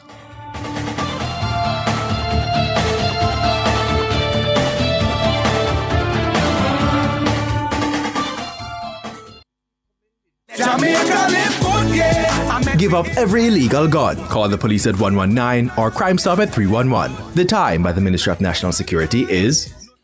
It's 7:32.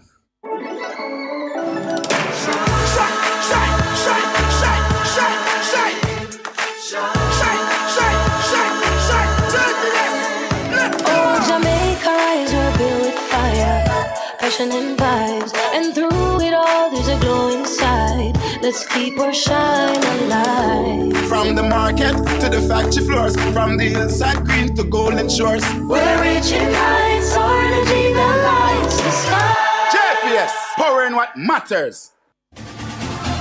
For all your electrical needs, visit ABC Electrical Sales. They stock a wide variety of electrical supplies including plugs, switches, panel boards and conduits, plus energy-saving fixtures. ABC Electrical Sales stocks brands like GE, Siemens, Philips, Cutler Hammer and Allen Bradley. They also offer free island-wide delivery just to suit your needs. Visit them at Shop 8, Hagley Park Plaza, Kingston 10, or call 876-754-371-4-5 or 876-754-3825-8. ABC Electrical Sales for a better choice in the electrical business. 50 years of dreams. 50 years of finger-licking good memories, yeah. Thank you, Jamaica, for 50 years of finger-licking good memories. KFC, it's finger-licking good.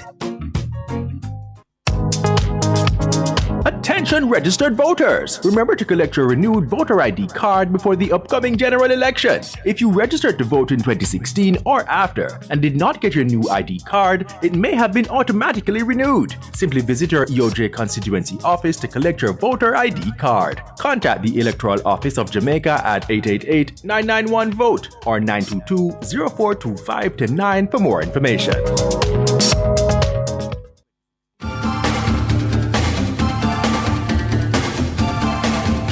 Welcome back to Nationwide this morning. It's the front page. We have the PNP's caretaker in East Central St. Catherine, the candidate in waiting, Raymond Price.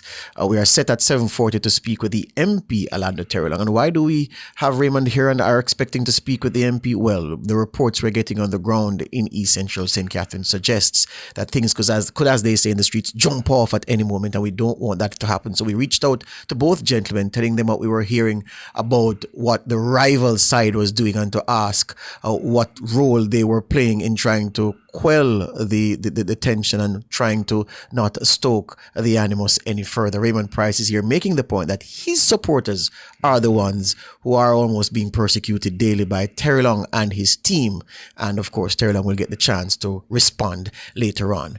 But Raymond, here's the thing. In East Central St. Catherine, given the nature of some communities, the tough reputation they have, it is necessary to move with speed to put a lid on anything that may be bubbling. And given what you say your supporters have experienced, what you yourself have witnessed on the campaign trail, what do you think is necessary to let the tensions simmer and for the campaign to be run in the right way? Well, I've told my campaign that we are contesting on two planks. The first, for 112 months, Mr. Terrellang has been the representative and for the entire time a minister of government. When you cumulatively look at CEDF and other government projects, capital projects that have been allocated to East Central St. Catherine and go through the Hansard record of the various presentations he has made over the 9 years, the constituency has been the recipient of almost $3.2 billion over 112 months for an average of $28 million per month.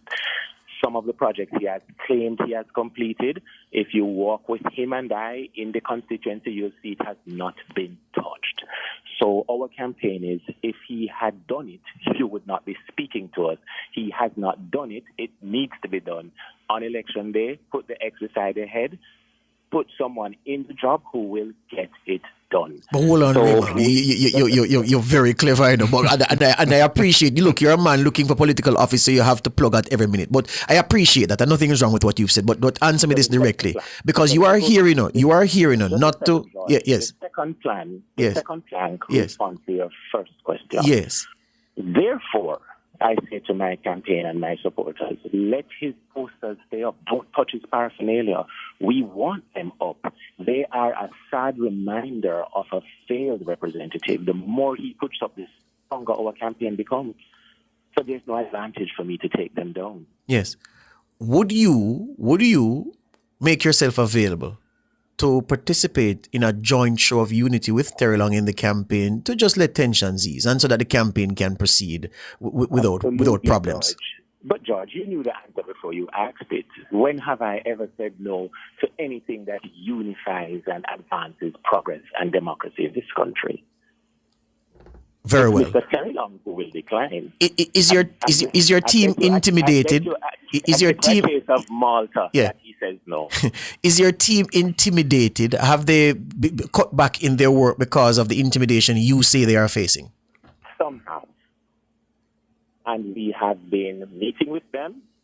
We've been motivating them. We have asked them to keep their phones charged, to take out their phones and to begin to video record on every occasion he or any member of his team shows up. And we are willing.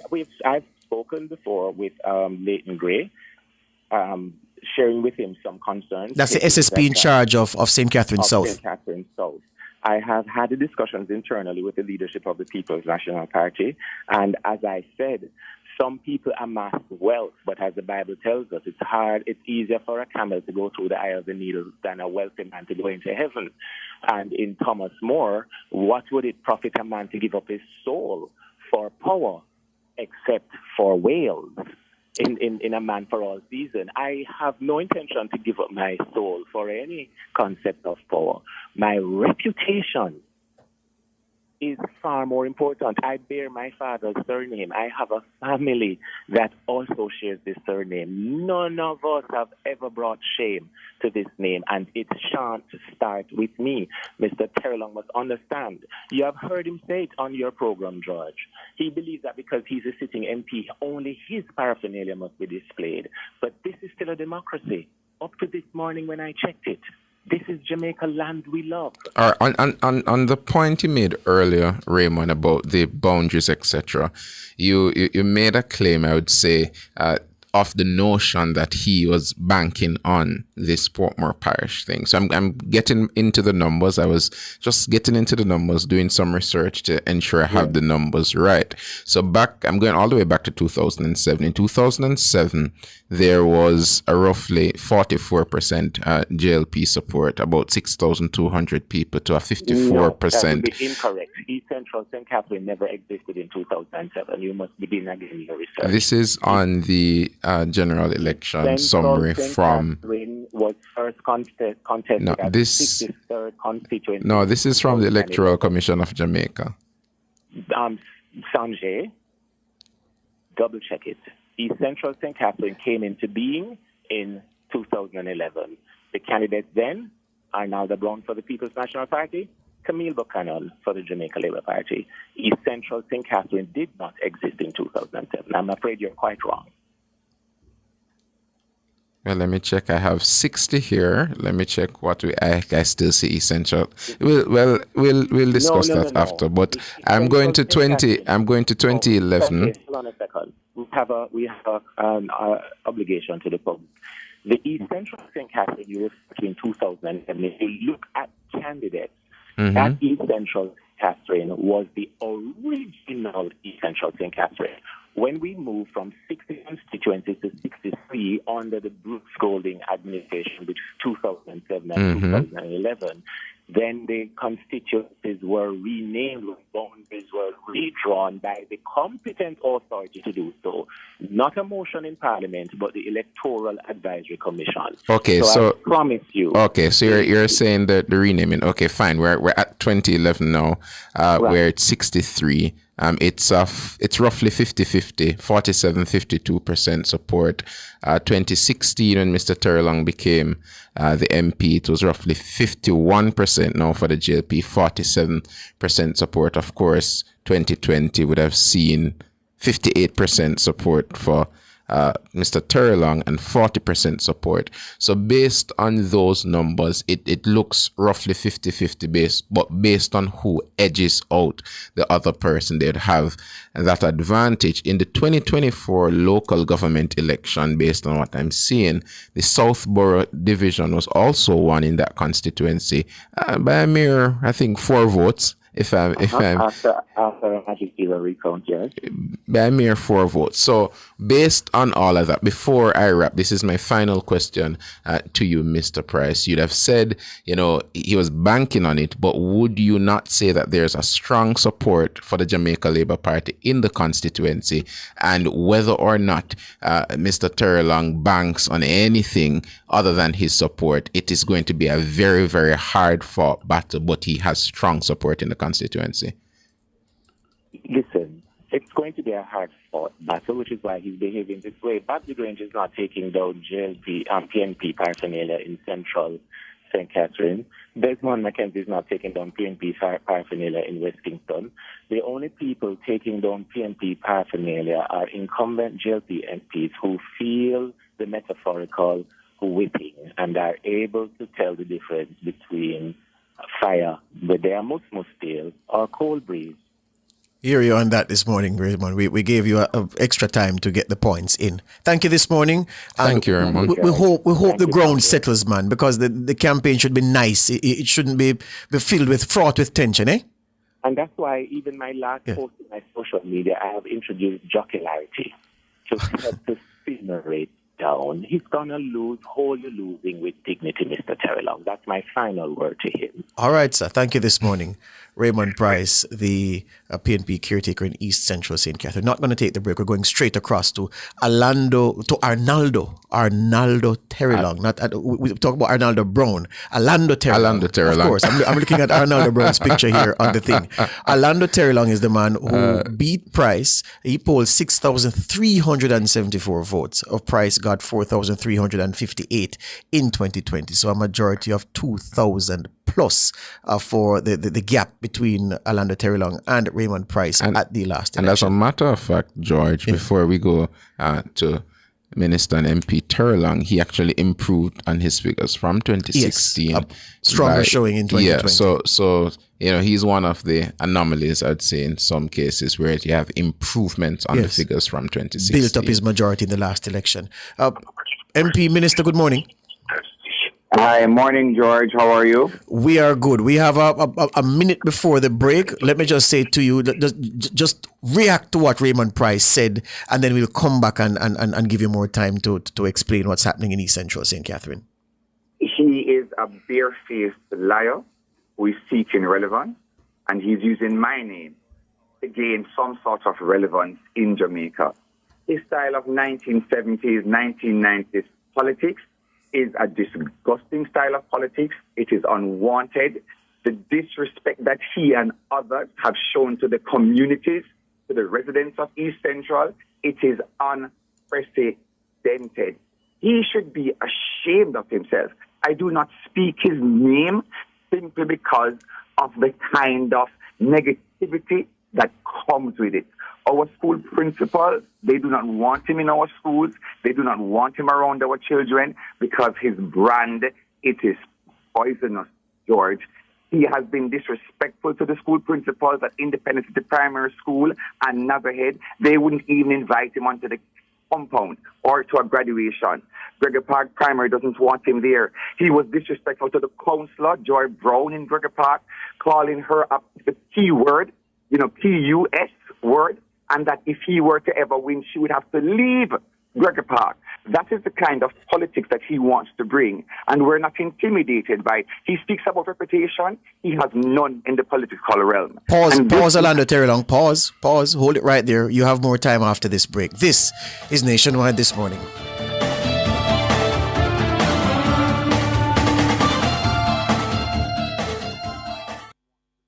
Burnshack fried chicken always ready. Burnshack, original crispy. Burnshack, Cajun spicy. Burnshack, a barbecue.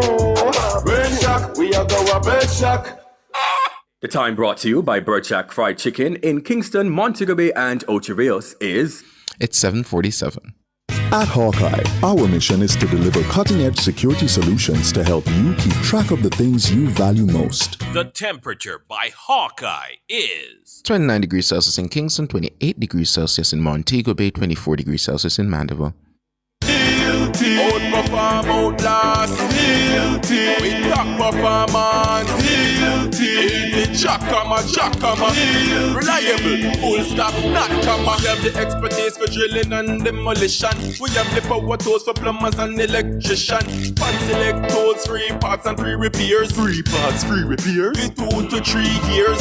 Hilton. Available at Delta Supply, 106 Hagley Park Road. Call us at 876-302-61114. Delta Supply. We service what we sell. You've led teams, built businesses, and influenced change. Now, lead research that transforms your field. Apply now for the University of the Commonwealth Caribbean's Doctor of Business Administration or Doctor of Professional Practice. Flexible, research-based, and designed for working professionals. All UCC programs are accredited by the University Council of Jamaica. Learn more and apply online at ucc.edu.jm. UCC, fostering leadership and innovation. Back to school doesn't have to break the bank. Swap instead of shop. Join Nationwide 90 FM at our Back to School Fair on Saturday, July 26 from 10 a.m. to 6 p.m. at Harmony Beach Park in the western city of Montego Bay. Bring those books your kids no longer need and swap them for ones they do. Plus, enjoy fun activities, entertainment, and meet your favorite Nationwide personalities. It's all happening in St. James on Saturday, July 26 from 10 a.m. to 6 p.m. at Harmony Beach Park. See you there.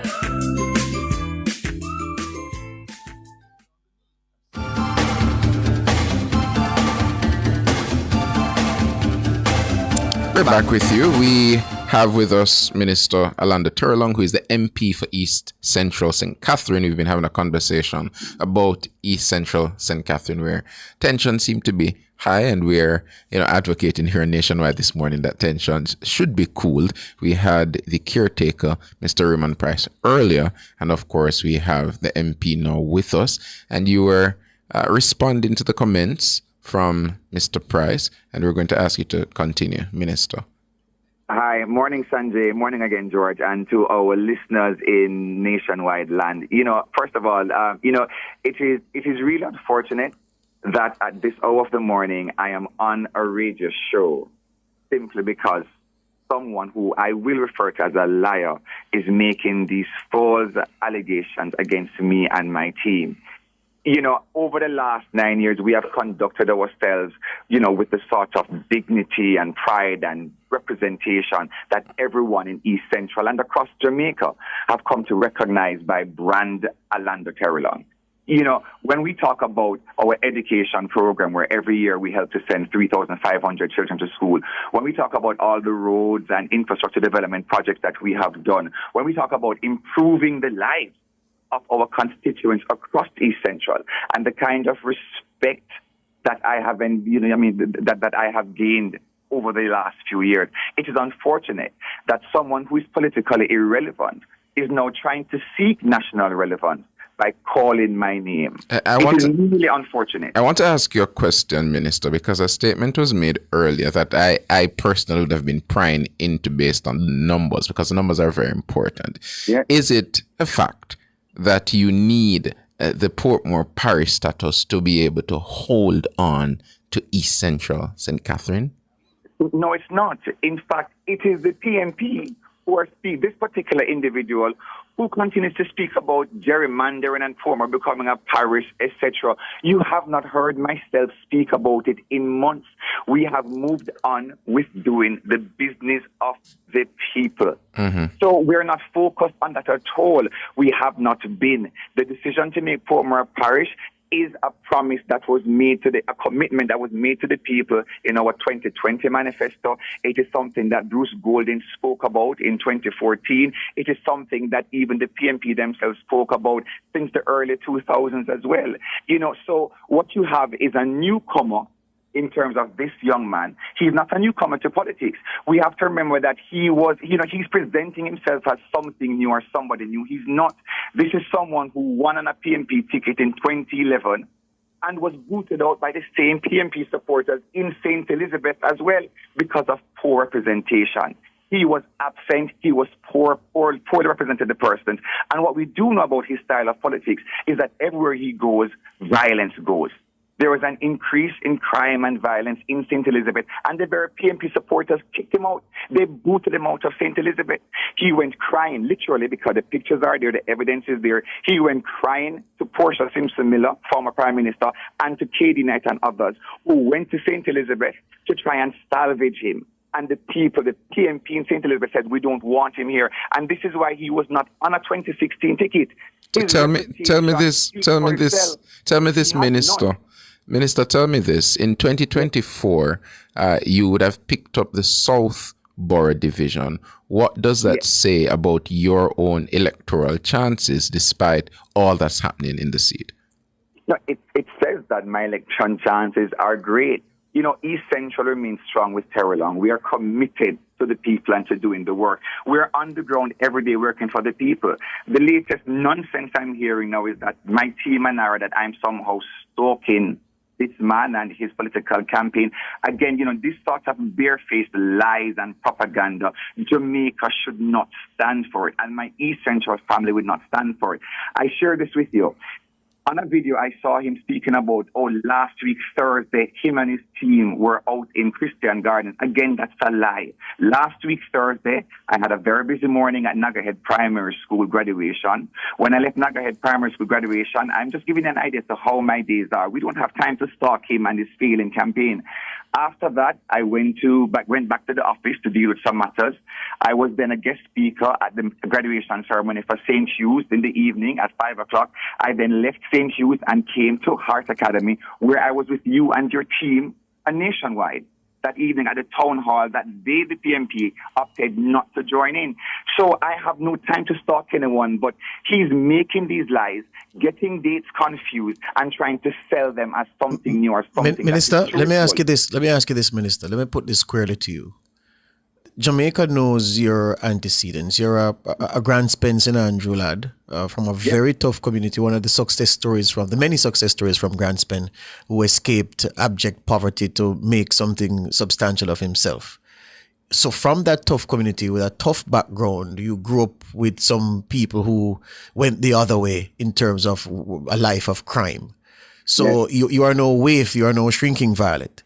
Are you able to tell Jamaica today that you have not used any intimidation tactics whatsoever? You will use no intimidation tactics, and you have not instructed your supporters to roughhouse the PNP rivals as you campaign for office at the next election? George, I would never. My reputation speaks for itself. You know, I said on a program yesterday that how Miss Winsome grows. You know, we shun violence. We shun intimidation. If anything, the people in Central will tell you that, boy, Terry Long, go on like him too soft. If anything, you will hear that, because that is not my style. I am focused on educating our children. I'm focused on improving our constituency. I'm focused on making sure that the lives of all persons are improved. So this nonsense and this lie about intimidation, it is far from the truth. If you go into South Borough now, you mentioned South Borough earlier. We won the South Borough division. His style of politics is walking with men, strangers, unknown to the community. They are referred to as importees or deportees. If you go into South Borough right now, you will see where they have defaced the very roads that we fixed in 2022. After the COVID, 2022, we fixed up all the roads in South Borough, from Nevada to Esperanza, all of the roads, Nelva, Fernando, Camita, Laurel. When you go to Laurel, they call over there 20 cents. They have now marked up in the middle of the road, PNP headquarters, and they've written the candidate's name. You mean the public thoroughfare? On the public roadway. This is the kind of politics he brings. They have defaced the government's road, marking it up and saying that this is his headquarters. And no, it is really unfathomable. And they have removed all my billboards in South Borough, licked them all down. They've removed my billboards, some of them in Independent City. Not one billboard of mine is in South Borough. I am not going to go to the media and cry wolf, wolf, wolf. Simply because when you do things like that, one second, you are trying to inflame communities and inflame societies. You know, because I'm not going to say he has told anyone to remove my posters. It could be that somebody woke up, saw a poster at their at a light post near their house, and decided they don't want to see it. You know, so I would never do that. It is irresponsible of him to be going on his TikTok and going on radio stations and spreading these lies about intimidation. And I've often found that he who runs to the media to complain about those things is the very same one who's guilty of those things. But on that point, Minister, before you continue, the question I have for you and for other Jamaica Labour Party member of Parliament and/or candidates, why is it these particular issues that you're noting, why are they not public? Because the argument or the idea you would have is that all around the country, the People's National Party candidates are having these issues, but no Jamaica Labour Party candidate seems to be having these issues. Note, I'm saying this from a position of being in a rural parish where I saw a Jamaica Labour Party candidate. I saw the eyes poked out. So I just want to understand, why is it the position then of yourself to not decry these situations, to ensure that we don't have a flare-up in the election season when it's called? And that is exactly where I stand, because we're being responsible. We are not desperate for power. This particular individual is power hungry and warmongering, and they will go to the media and go to their supporters and spew all kind of vicious lies because they want to enrage and inflame people. The Jamaica Labour Party, we've conducted ourselves responsibly and with dignity, and we will so continue. You're not going to hear us on any stage talking about is war or blood and fire and war. That is not our brand. Because we can campaign on the work. Once again, we can campaign on the work that we have done. So I'm very disappointed. You know, this is someone who, in referring to George, in referring to Dennis Strong, is going to say Dennis Strong is now the poster boy of corruption. He is disrespectful, and the media should stop giving him airtime to spew his vicious lies to people. So, Minister Terry Long, hear me this morning. Hear me this morning. Are things so bad? Is the blood, so much blood in the water in East Central St. Catherine, that you would not participate in a public show of unity with Raymond Price to ease tensions in the constituency? George, so there is no blood in the water in East Central. You know, I want all of Jamaica to understand East Central is the most peaceful it has been in the last 30 years. We've not had one incident of murder in a space like Gregory Park since we advocated for and put the police post inside Gregory Park last year in November. Not one murder. Newlands has been so peaceful. You know, there is no political tension or political violence or intimidation that is caused by our team. You know, and this particular take up the second part of the question, Council. Take up the second part of the question. Would you stand with him in a public show of unity to ease whatever tension is in East Central St. Catherine? But George, of course I would, George. But again, George, you know, in doing so, it is giving him relevance. It is making people know who he is, because they don't. And I'll have to ask you, he has to address this. He was not on the scene on Friday. On Friday, we were with Sister Yvette at a treat for the children inside Gregory Park. Then we went and spoke to residents about roads and some of the new projects we're doing. For example, next week, we're starting the development of Caymanas Garden Site D. We also have several road projects that we will start across Newlands and Gregory Park and other areas. That is what we were doing on Friday. When we got to Christian Gardens, I was blessing up the communities as I usually do. Anyone can tell you, first of all, Alanda Terrelon does not travel with 6 carloads of men. At all. Where is the video showing 6 carloads of men? They also said we attacked them. Where is the video showing that we attacked them? Have you told? Where is the police report? But this is important. Yes. Because if I'm attacked, I'm going to make a police report. Where is the police report? Yes. Saying that we attacked them. And that's where I was going. Minister, the time is almost out. That's where I was going. SSP Gray, Raymond Price has said he has spoken to SSP Gray, head of St. Catherine South, about intimidation. Have you been called by the police leader in your constituency to say there's a problem? No, I have not been. But I have already spoken to SSP Gray and members of his team to say, look, keep a lookout of these intimidation tactics. Keep a lookout of strange men in these particular places based on the reports that community members are giving us. You know, what they're trying to do to turn the communities into garrisons with the flag. If you speak to persons, first of all, they can't bring flags into West Cumberland. They can't bring it to Portmore Pines or Silverstone. But there are other areas that they want to garrisonize, and residents are the ones who are complaining about it. Because once again, George, nobody wants to wake up to 1970s politics when your whole community is flagged out. Robert Miller and I have spoken about it. We don't do it. And when your supporters are going to tell our MP, because he's from the Jamaica Labour Party, what they should go do to their mother, it was at that point that I said to them, you are hoodlums. You are criminals. If you tell me what I should go do with my mother, you best believe you're behaving like a hoodlum. I'm going to call like a hoodlum. But we did not provoke them. We ignored them. All we were doing is showers of blessings. This is your MP speaking to you. Have a great evening and so forth. At which point you can hear them clearly in the order. Go on to this to your mother. And if he was there, as he now puts himself on the scene because he wants to say we're stalking him, how irresponsible are you to have your supporters screaming out, go this to your mother, go this to your mother, go, and you don't put a stop to it? It shows the kind of individual that he is, with a bare-faced lie and a warmonger. We're out of time, Alando Terry-Long. We're out of time. Thank you very much for your time this morning, the Member of Parliament. A good one. Yeah, man, for East Central St. Catherine. Etta Barkley in the chat, quickly, Jermaine is saying, why is Nationwide giving these two tracing men so much airtime?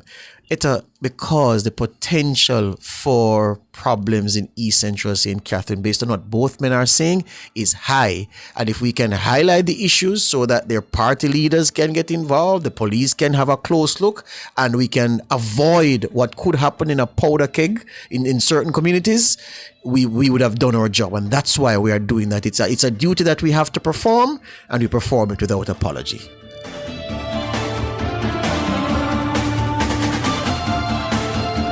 Front Page was brought to you today by ABC Electrical Sales, for a better choice in the electrical business.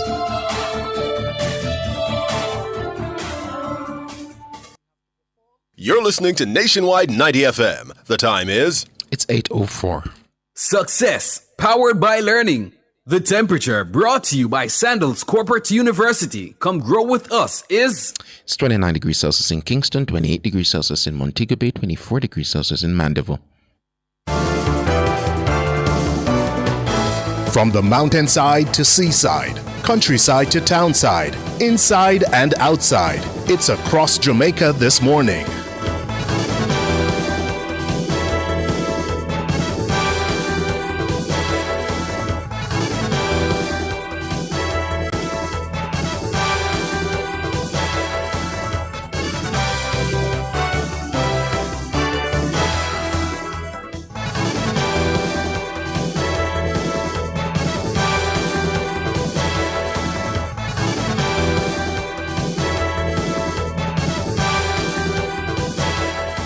Taking you across Jamaica this Friday morning, I'm Tana Thomas.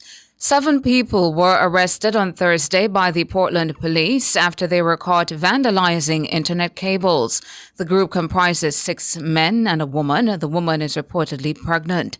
It's understood that on Wednesday night, the individuals cut the wires connecting the communities of Orange Bay and Windsor Castle.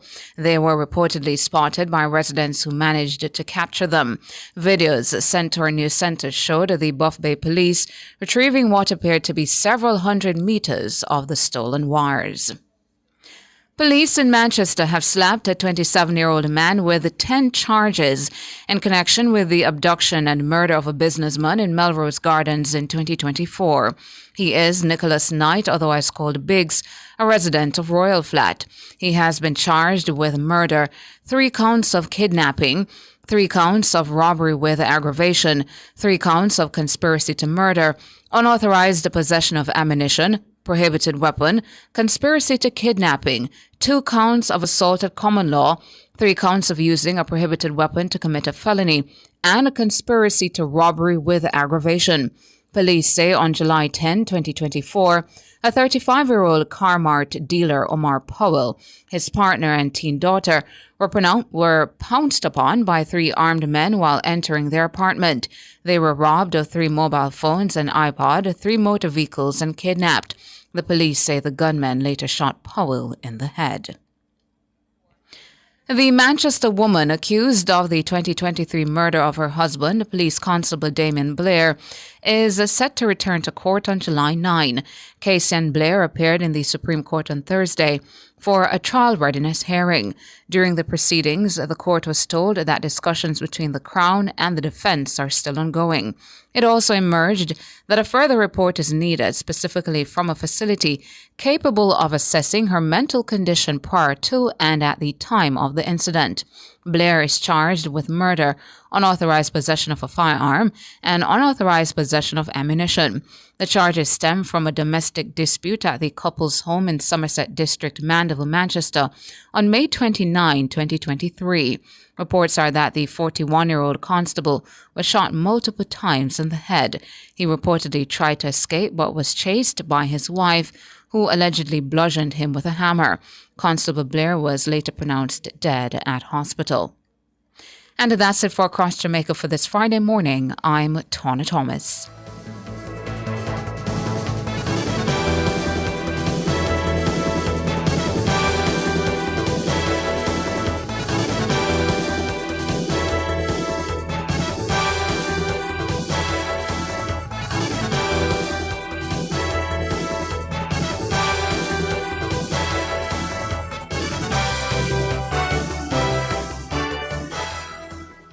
If you win, then just bet. Bet on the game, no stress, no sweat. And win big in the wanna bet, just bet promotion. Spend $1,500 or more on one just bet ticket and complete the entry form at promotions.supremegames.com for your chance to win. Third place gets Beats by Dre. Second place gets an iPhone 15 and AirPods Pro. And first place gets a 65-inch TV and a soundbar. Promotion runs May 16 to July 20, 2025. Grand draw July 25, 2025. Authorized under Section 58(3) of the Betting, Gaming and Lotteries Act.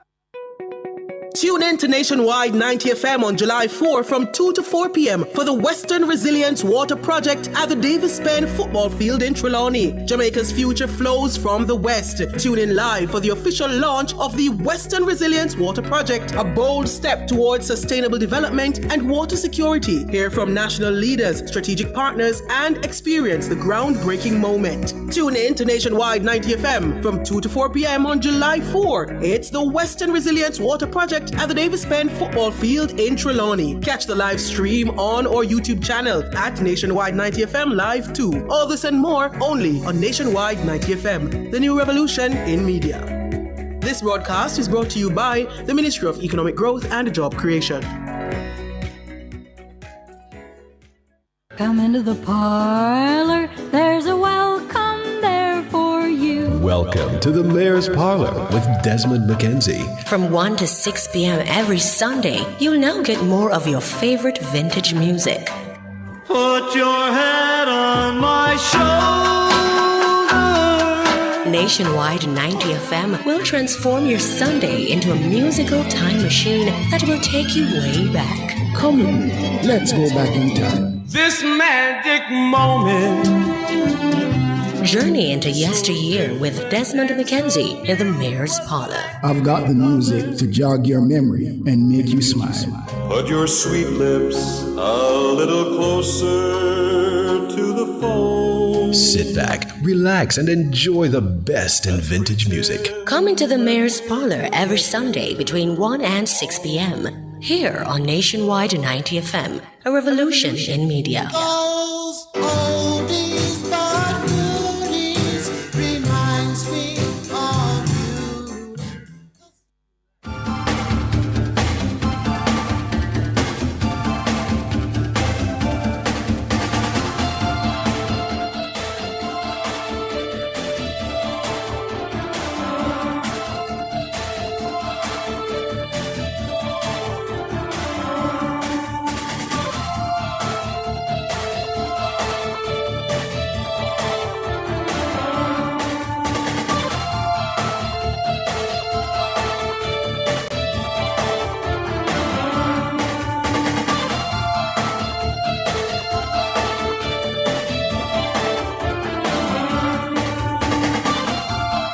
We're back with you. It is season 2, episode 3 of Jam Pro Connect, and we're talking about supporting the Jamaica beauty and cosmetics sector.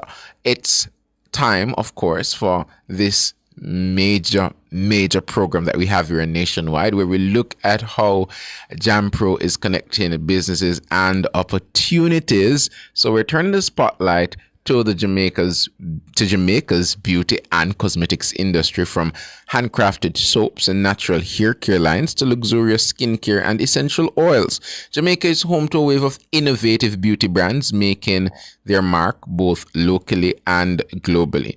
At JamPro, supporting the growth of this industry is a key priority, particularly by driving local beauty exports and fostering investments. For more on this, we're joined by Manager of Non-Foods and Extractive Exports Department, Ricardo Durant. Good morning, Ricardo. Good morning, Sandra, and good morning to your listeners. Good having you on, Ricardo. So I want to get straight into the conversation to understand what exactly does your department do to support local beauty businesses? Because honestly, at least from myself, it's my first time finding out that, Jamaica really exports beauty products. Yes, we do.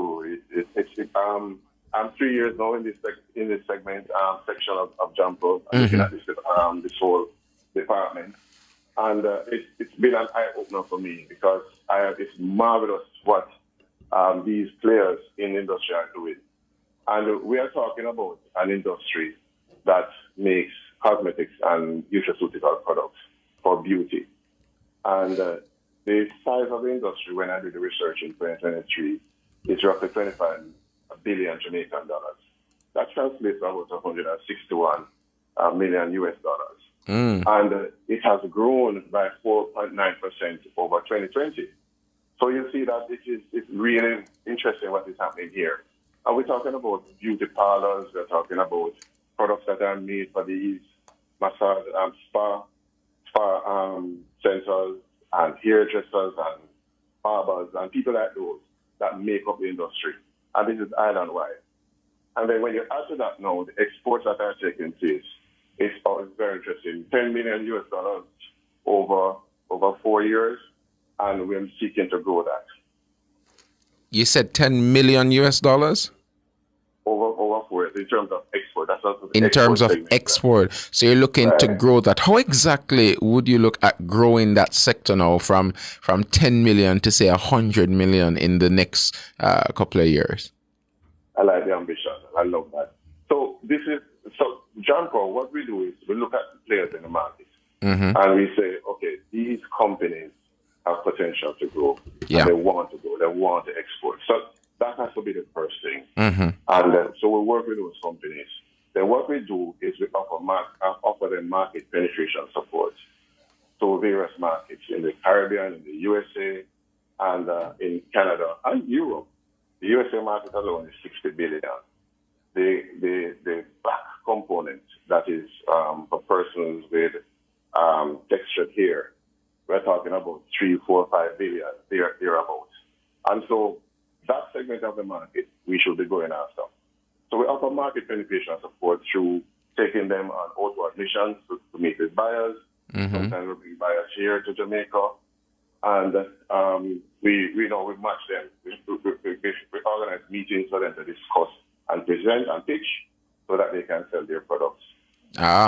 So when it comes to being qualified to engage with JamPro for its support services, what should these beauty-based entrepreneurs have in mind? What exactly should they have? Should they be registered companies? Should they be registered companies for 5 years? What are the criteria? Good question, Sanjay. We want them to be, registered with the tax office, with the Bureau of Standards, so that they can get their certification. That part of it is extremely important because you need to be certified to sell in Jamaica, but you also need to be certified to sell into other parts of the world. And the Bureau of Standards has a relationship with many of these gatekeepers in the various countries. The US also is getting very, very serious about products that are entering their market. Yeah. And believe it or not, they have turned their focus. Last year, in the year before, they have turned their focus on the cosmetics industry. So now you have to register with the US FDA, Yeah. And you have to make sure that your product is meeting a certain standard. And we have been actually facilitating meetings with the market players through the Bureau of Standards to enlighten them about this. So that part is very, very important. And you also want to make sure that you're manufacturing in a good, clean facility, a facility that meets good manufacturing practice. And your labeling has all the requirements for the particular market that you're trying to get into, and you should be good to go. All right. So what would you say are some of the primary products that are being demanded externally from our local beauty entrepreneurs? You know, it's actually, Sandra, it's good. It's easy for me to say the Jamaican black castor oil. It's a very good product. And yes, it is in demand. But what I've noticed happening and what my inspired custom clients are doing right now is that they're offering systems. So, and let me explain that quickly. If you have, let's say, oily skin, right? They offer a systems approach, a process, as maybe a 3, 4 step process to deal with that condition. And that's working for them. It's actually working quite well. And Exenio is one of the big brands that in our local market that offers this kind of systems approach. So they how you deal with your face and your beauty. Then there's Eartons also, who has developed a nice formulation, very, very interesting what they have done. So that you can, deal with oily skin, you can deal with acne, all the beauty issues that we have and that we need to address.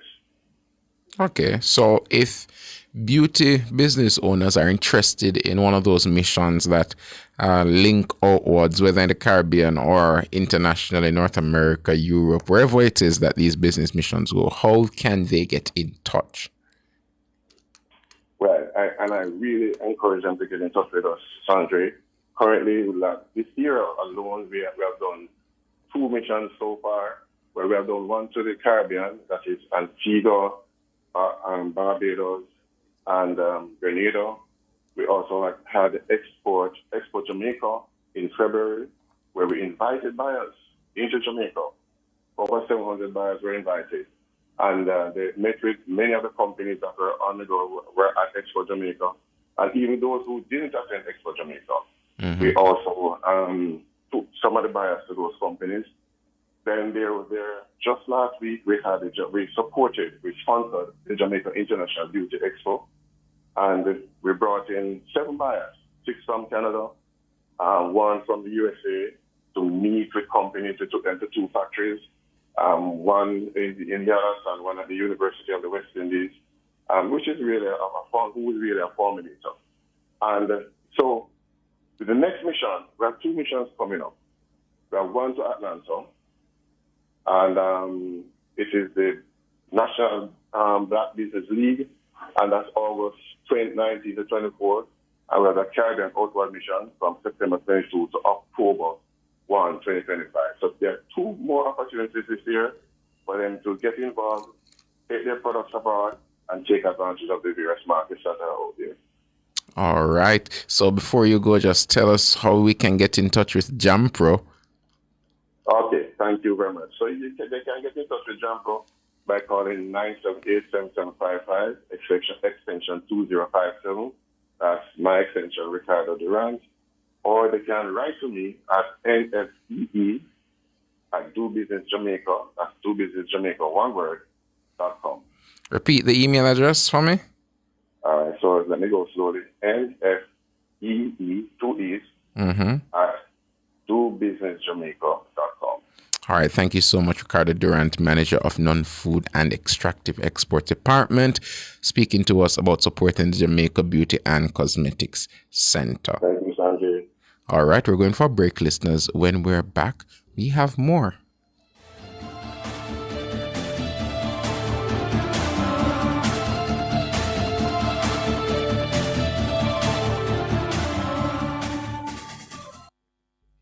You're listening to Nationwide 90 FM. The time is... It's 8:22. Fontana Pharmacy has a wide variety of items from pharmaceuticals, household, cosmetics, toys, and more. The Temperature by Fontana Pharmacy. It's all good inside is 30 degrees Celsius in Kingston, 30 degrees Celsius in Montego Bay, 25 degrees Celsius in Mandeville. 50 years of dreams. 50 years of finger-licking good memories, yeah. Thank you, Jamaica, for 50 years of finger-licking good memories.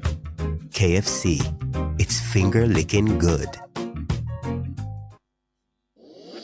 Ready to take your business beyond borders? JAMPRO, the national agency driving exports and investments, is on a mission to supercharge Jamaican businesses. An agency of the Ministry of Industry, Investment and Commerce, JAMPRO is bringing you an exciting radio series that's all about growing your exports and unlocking international opportunities. From expert insights to real opportunities, tune in to learn more about Jamaica's export advantage. Are you looking to drive sales and build brand visibility this summer? Be a vendor at the Nationwide 90FM Back to School Fair on Saturday, July 26th at Harmony Beach Park, Montego Bay. Families from St. James, Hanover, Westmoreland, Trelawney, and St. Elizabeth will be out in full force. And you should be too. Call us at 876-630-1210. Or email sales@nationwidenewsnetwork.com to secure your spot. Let's put your brand where it matters, on the ground.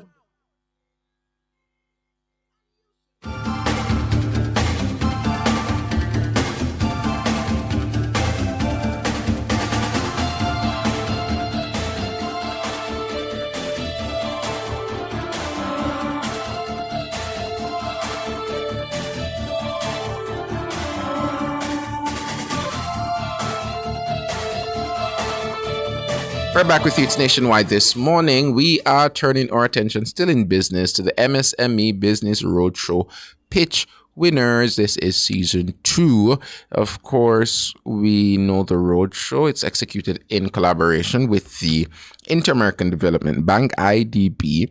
Aims at scaling up and supporting ongoing efforts by the MIIC, that's the Ministry of Industry, Investment and Commerce, as Minister Hill would say, the business ministry, its agencies, its partners. They're trying to enhance the expansion of the private sector, basically looking at medium and small enterprises and trying to help them build from the ground up.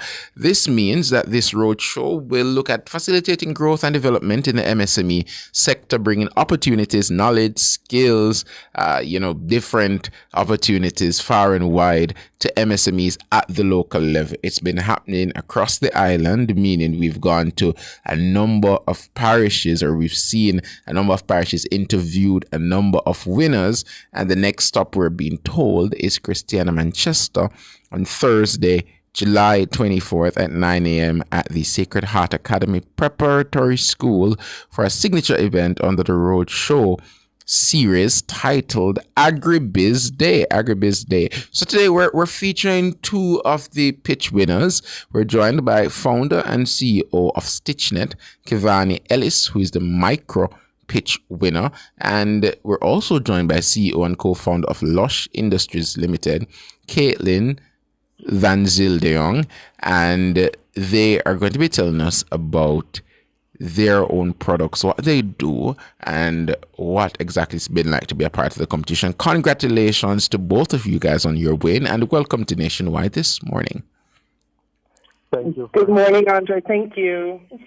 All right, Thank you. Starting with Kivani. Tell us, Kivani, about your business and what problem does it solve?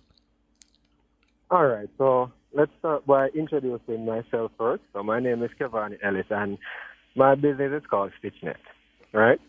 And we specialize in providing a solution that lets you view your property and assets anywhere in the world as if you never left. Right? Tell me more. Yeah, man. And we also do IT support, right? So in troubleshooting, network security, network integration, or just building your network from scratch. Mm-hmm. So the enterprise level. And it has been a fun run from over the years I've been doing this, right? I've started, a little bit doing it from I was 17. Yeah. But the business was licensed in 2024. Okay. Yeah, man. And what happened is that I gained this all my experience and knowledge, majority of my knowledge, from a company that I was with. I'm not going to call their name because of security reasons in the contract that I've signed. But, yeah, the business is going on good. And I'm telling you, the network security, because Jamaica is digitalizing at the moment. Yeah. Everyone has to secure their network, especially your Wi-Fi, because someone can just connect to your Wi-Fi, access the devices on your network, crashing your network, or holding you for a ransom. And we know you don't want that. Right? So I'm going to go over to Caitlin, and I want you to tell me, Caitlin, about your business and what problem does your business solve? Well, it's a pleasure to be here this morning. So Ricardo and I, my partner here in Jamaica, we saw a need. We saw a need for jobs. We saw a need for a community space. And so we bought a raw piece of land and started developing Tafara Farm Jamaica, which is really, I call it an experience. We feed the whole person, mind, body, and spirit. And it's really, our focus is through food, education, and a community space. So kind of bringing new meaning to the all-inclusive and making it all-inclusive for Jamaicans and people who live here on the island, as well as foreigners. But it's about organic food. It's about educating youth, empowering youth to understanding how they can be entrepreneurs themselves within the agricultural space. And it's been a long road. It's been a tough road, but we're here. So how does it feel to be recognized among the winners of the MSME Business Roadshow Pitch Competition? Oh my gosh, it's such an honor because Ricardo and I have worked so hard and when you are working with your head down and you're just working and you don't know if what you're doing really matters or if it's going to count, to be recognized in this way, it's just such an affirmation of the hard work that we put in, and it also gives us energy to, take on the next challenge and climb the next hill, right? So it's wonderful. We're so grateful. Going over to you, Kevani, how do you plan to use the grant funding to grow your business and take it to the next level? All right. So one way I'm going to use the grant funding is using it to get more equipment for upcoming projects, right? Because currently, multiple customers has already reached out to us about our services. They are saying that they love it, right? And they would really need our service at this moment. So I'm planning to use the funding to get more equipment and tools to facilitate them. All right. I'm going over to you now, Caitlin. Beyond the prize money, what else did you gain from the MSME Business Roadshow? I know it's not just the prize money. It's mentorship. It's a number of other things. So what exactly did you gain other than the grant? We are still discovering that, but I will say one thing. We've been working so hard, and I mean physically hard, right? Because we're clearing land and we're building and we're growing. And so one of the key factors that I'm seeing come out of it is the connections. We live on an island, right? But we're not an island. And it's very easy to kind of get tunnel vision in what you're doing. And so what this has done is it's opened our eyes to all of the opportunities and other entrepreneurs. I was so interested in the different businesses and what they were doing that we were exposed to at the roadshow itself. But I'm looking forward to the continued collaboration and knowledge and also support, not just financial support. There's a lot of other ways that people can support you. So it's kind of taken us out of our little bubble and brought us back into the national community, which we're excited about. So final question to both of you, starting with you still, Caitlin. What advice would you give to other entrepreneurs who are hoping to follow in your footsteps and even compete in future pitch competitions? Oh, gosh. So, really the biggest thing is, don't be afraid. We all fail. You fail, you get back up and you try it again. If you believe in what you're doing and you believe in yourself and your ability to make something happen, then go for it. But at the same time, you've got to make sure that you really understand what it is that you're doing, what it is that you're getting into, and make sure that you've got support. So identify your community and who are your stakeholders and who are the people around you that are positioned to be able to support you and help you grow. And don't dismiss them. Build those relationships equally as importantly as you build the business you're building, if that makes sense. I don't know. All right. Thank you so much. Kevani, your advice to those who are up-and-coming entrepreneurs hoping that they can win similar business competitions in the future. All right. So, it's nothing very special, but hey, there's going to come a time where you're going to feel like you should give up, right? And you're not going to have no food, no money. Persons are going to doubt you, and then you're going to remember those voices that said what you're doing ain't going to work. Your idea is rubbish. Just don't listen to that. Don't give up. Push on, right? Strategically push on. Research, experiment. Think about what you're doing. Try to find the gaps in the market and just leverage it. Get on that, right? Push on. Just always push to get what you want. Because, hey, God always tests us, and God works in mysterious ways. And you cannot think about what God is doing. Just go with the flow and push on. Have a dedicated key that you're saying, hey, this key is to push in this door to open it. All right. Always go for what you want. Thank you both for joining us. That was Kevani Ellis, founder and CEO of StitchNet, and Caitlin Van Zildeong, CEO and founder of Lush Industries Limited. That was our focus on our MSME Business Roadshow. We're going for a break. We'll be right back with you.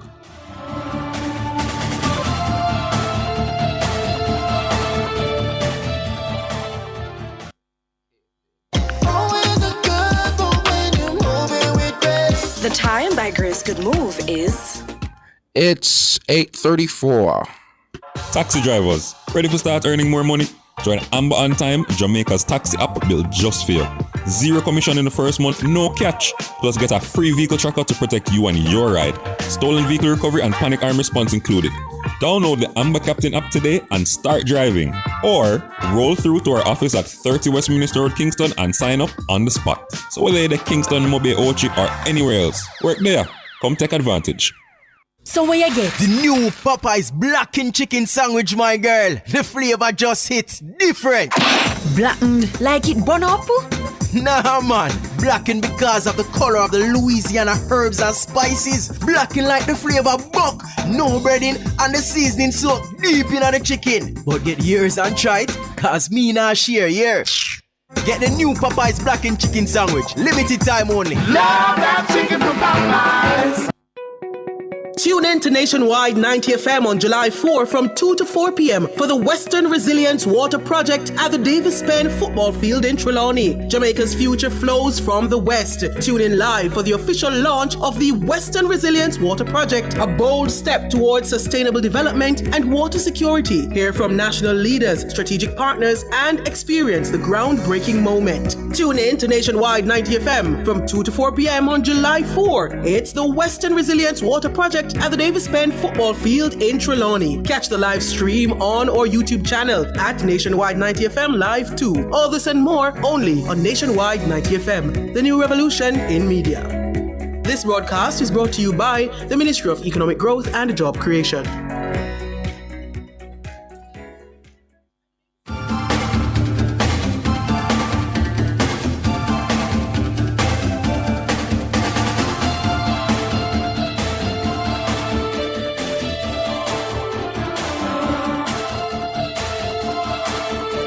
We're back with you. It's Nationwide this morning, and we are gonna squeeze 2 calls. So 630-9371-24-618-8255. We're going to squeeze 2 calls in before we get into our birthday segment. I know there are some people waiting to call, George. It could even wait 2 seconds. Cleveland, good morning. Yes, morning, Sanjay and George. Morning. Morning, sir. Let me tell you something. I've never said it before. I like when you bring on these young people who trying to do something for themselves and they are so positive in whatever they believe in. You know, I love that. I enjoyed the talk a while ago with this young man. Good stuff. He did well indeed. Yes, and some of those things I don't mind listening to them. I don't turn off radar when I hear in these discussions, and especially when they come on to young people. Well, you say you don't come on NTM for just the politics. That's good. No, sir. No, sir. But you know something? These PNP people take all away for fool, you know. And every time them push them foot in their mouth, you must sorry for them and them try to come with an excuse. You can imagine where the young lady going with in Westmoreland there. And she coming on this morning talking a lot of crap. And you feel sorry for her. And it's what they keep doing and getting away with it. Cleveland, she said she didn't mean it the way it sounded. She didn't mean it that way. That was her impassioned plea. Yeah, man. She said she was just, she kind of excitement of politics. She go on the platform and. Educated person. Yes, and she believe that to me. Why don't? She's an educated person. That's it. I dare say to you as well, Cleveland, that it's not just that she's saying she didn't mean it like that, but the PNP General Secretary also came out in ardent support of her. They always come on and give a lot of excuse where them for me and I tell you what you think about what he said. Like we all are dummy.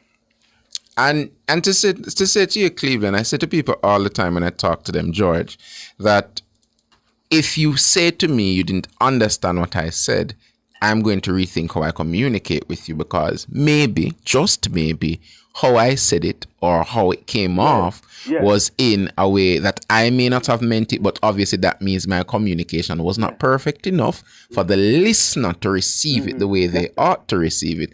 So if so many people receive it a particular way, is it that we all have hearing problems, or is it that we all have understanding problems? And up to this day, they do apologize about nothing. What she should do, apologize. I'm sure must listen back to herself and see her face, what it look like when she's saying that war, it will be war. Eh? Yeah, the explanation about from the PNP to say that what she was really saying was that women in politics have it hard, rubbish. Come on. No go so. No go so. Our party shouldn't make sure the ladies in our party make it hard. That explanation don't spin good, and I know the group of people who came up with that, they could have done better. Yeah, that don't make no sense whatever. That's just dumb. And just one last thing now, Orlando. I support you, sir. Put on your foot and don't make them try to frighten you. All right, sir. Hear you on that. Thank you. Cleveland there, reflecting his personal views. What else we have? Back to the phone. Errol, morning. Morning, Mr. George. Morning, sir. Mr. Sanjay. Yes, sir. Morning, sir. Good morning to you. You know, sir, it's one troublemaker we have in at the party where we behave disrespect, right? And you know, we may even have to call him name. Don't you? We are talking. The man down at Olaba. Right. Nobody else. So why these young, where I can call this woman is a young woman and a teacher and thing, why they go on and behave so? I know why they see him, the more two people in at this. The leader himself, he bring it up first, you know. What did he say? You understand? What did he say? The leader are the main one who started and know them started and them and defend them. Yet the general secretary say him back the woman. Yeah, the problem I continue to have with Jamaica is that she apologized when she come on the station. Yes, big people don't know right from wrong. But guess what? I'm concerned, when in politics season, you do certain things because if you do anything to win power, it means you will do anything when you win power. Of course. Yeah? Yeah. You see, I'm surprised that him is a little troublemaker. 2011, you know, man, I don't think they run, you know. Mm-hmm. St. Elizabeth, you know. Mm-hmm. Yeah.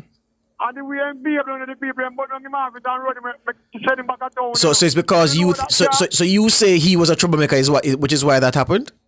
Yeah. Oh, okay.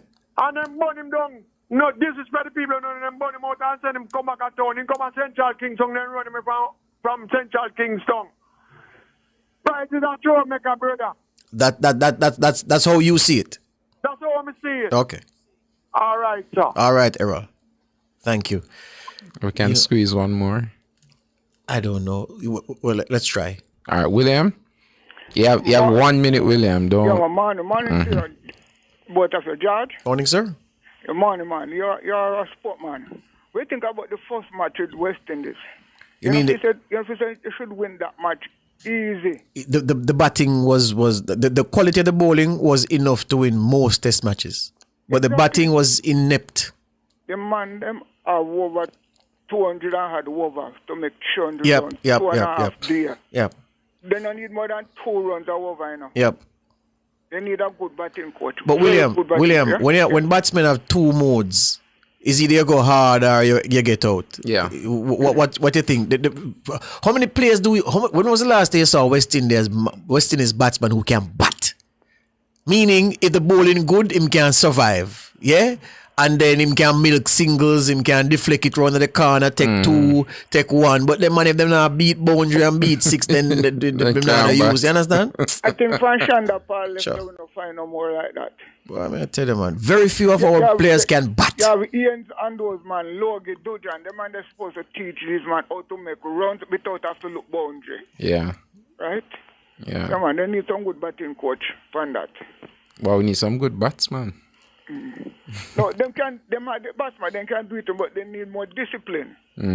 Right? They're not 20-20 on a test match or 50-50 on a test match. Test match is a test match. Yep. Yep. Not many players can bat from this part of the world, and that's the sad thing. So the batting was bad. Remember Desmond as a batsman, you know. Yeah, but if teaching from legends was gonna cure the problem, we have more legends than most countries, and not even them can get through to them. But that is the problem. We're not even hear about them. No, don't forget what happened with Dinesh Ramdin and Viv Richards, you know. Of all the people, the man take out a piece of paper out and pack it after I met the century and said, "Talk now. You remember?" Oh boy. Anyway, William, we're gonna take some birthday. Yeah, man. Thank you very much. Yeah. Oh boy, I tell you.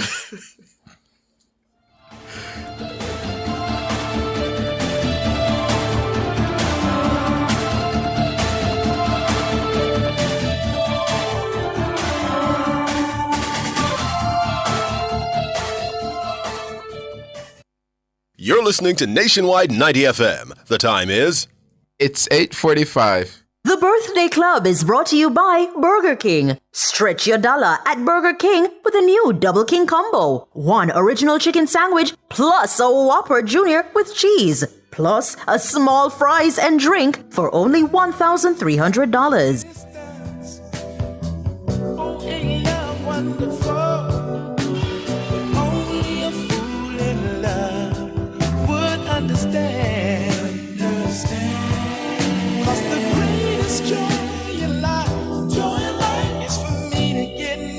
To you, 'cause I know one day you made me a happy man.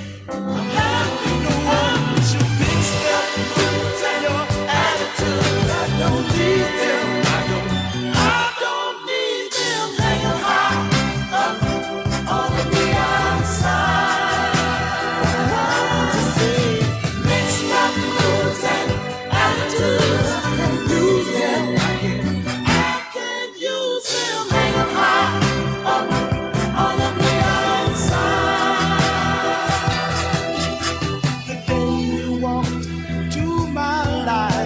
Was confusing. It was hard for me to see what you using. But since that time, I've hardly saw what's been done to me so many times before. And baby, I ain't falling for that no more. You know why? You mix your moods and your attitude. Don't need them. I know. I don't need them. Hang 'em high up on the outside for the world to see. Mix your moods and your attitude. I can use them. I sure can use them. Hang 'em high up Power word. the outside. 1 minute, a perfect angel. Then the next, a silly, silly clown. Take a smile, filled with happiness. Turn it upside down. First you say you love me, then again you say If I could, I'd like to be a great big movie star, overnight sensation, drive a big expensive car. I would buy you everything your little heart desires. These things I do, 'cause I'm stone in love with you.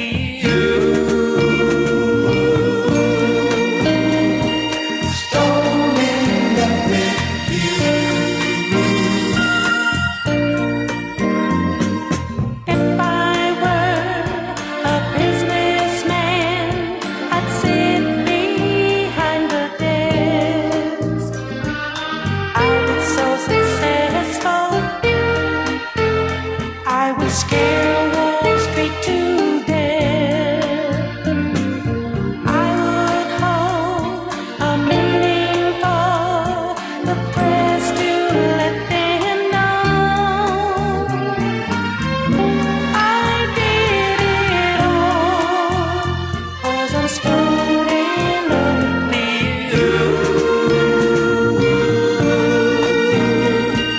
Stone in love with you. I'm just a man, and that's man. Oh, baby. The more I love you, the more I want to love you. 'Cause loving you is all that's on my mind. I wish this night would never end. I wish I could be with you forever and ever and ever. Oh, baby. Well, loving you is all that's on my mind. Yes, it is. I want you, only you. I wanna have you one more time. Fantastic for 1977, mixed up moods and attitudes and the styling since 1972. It's Stone in Love with You. Seeing a breaking news item on the BBC. Touch with Donna King. A breaking news item on the BBC concerning the Arsenal midfielder Thomas Partey, who has been charged with rape. Now, we've been hearing a long time in football circles that a prominent Premier League player, a star, well, the newspapers call everybody a star in the Premier League once it's a scandal. Once it's a scandal, you're a star.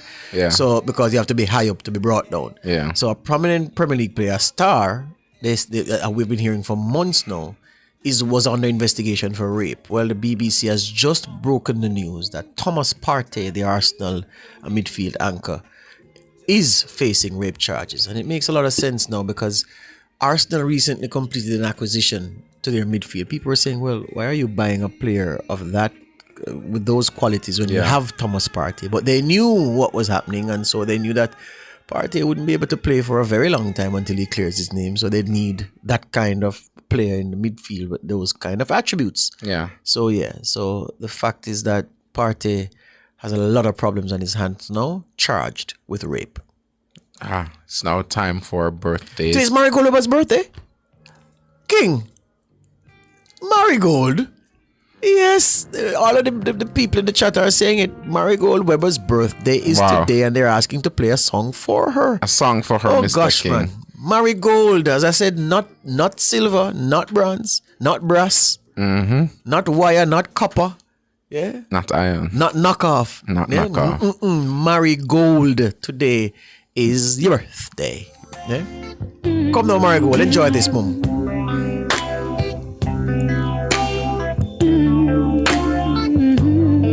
They're always saying that we should get up and dance in studio. Marigold, this one's for I've you. got so much to say, but in the least most simple way, I love you. Marigold, these lyrics are coming from Ricardo Brooks to you, okay? I have so much to share, and so to show you how What record is it, you know, Marigold? I thank you. I just want to say thank you for the many things you've done. For being foundational in the Nature 9 YouTube chat. For having faith in me more than anyone. For supporting the youngsters when they come on air, Marigold. And when people would have bad things to say. For promoting the chat endlessly. Try to tear me down in the worst possible way. For supporting Nationwide when the haters come for us. Honey, you stood right by me. And that's how I For being a love top you. fan, Marigold! Just wanna say thank you for the many things you've done. It's a special moment. Wanna say thank you for the many things you've done. When the young journalists come and them shake and the people might cuss them. Marigold is the one that says, crack on. You'll get there eventually. I have so much to give. So King, you can find me a Gram Smorgon. I love you. Today is also the birthday, George. Of Gramps. Of Gramps. Of course. I have so much to Big do. artist. By the way, Marigold. Just to prove my love is true. Cause I See that boy Ricardo? Watch him. There's a happy birthday here to Keisha Mallet coming from Chris. Trying to enjoy your day.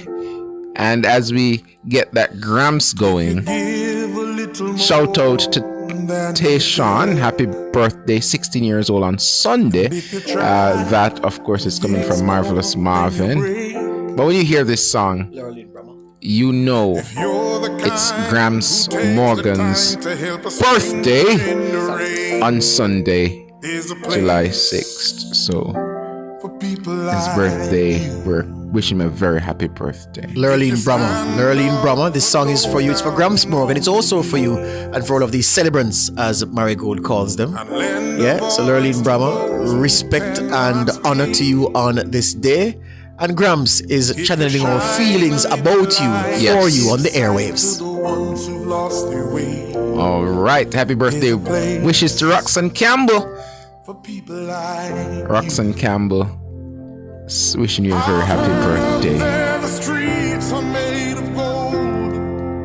Keisha Mallet from Christopher Henry, wishing you a happy birthday. Happy birthday to KMC, also a member of the chat, ardent member of the chat, wishing you a very, very, very happy birthday. It's your day, wishing you a very happy birthday. I hope I haven't missed anybody. Now this month record about July. I think so. That's why I'm saying something about greatest month a few days ago. So that it would mean, it's also Venetia Phillips. It's also her birthday. Good morning, Venetia Phillips. Wishing you a happy birthday. Good morning to you, Venetia. More years to you. Here, Hermin Sheena. Happy birthday to Marigold Brooks. Hermine. Careful in the chat. Barbara Beckford. It's your birthday. Wishing you a very happy birthday. So Shane McDonald, it is your birthday. Wishing you a very, very happy birthday. Simone Dyer, it's your birthday. You're sharing this day, of course, with the U.S. There's another July one. 4th. Bian says, happy birthday to my sister Ruby Jackie Edwards, wishing her nothing but the best. So Ruby Jackie Edwards, Bian, wishing you happy birthday. Sherlock, a very happy birthday to you. And the final one from our Facebook friends, Christina, wishing you a very happy birthday. This one sending greetings to Andre Hutchinson and the grandson Noah. Friday, July 4th, greetings from mom and dad, Faye and Gordon, and grandparents, also from wife and mom, Fiona, sister Leah, and grandma Veronica, wishing a very happy birthday for Andre Hutchinson and grandson Noah. Yeah, man. Andre Hutchinson and Noah, you're celebrating your birthday today. The greetings coming from mom and dad, Faye and Gordon, and of course your grandparents. Also from wife and mom, Fiona, sister Leah, and grandma Veronica. So the whole Hutchinson clan sending greetings on this special day to two of their own, Andre and Noah. 4th of July celebrations are not going to be normal in the Hutchinson household. Benicia nickname and no new taxes. Oh yes.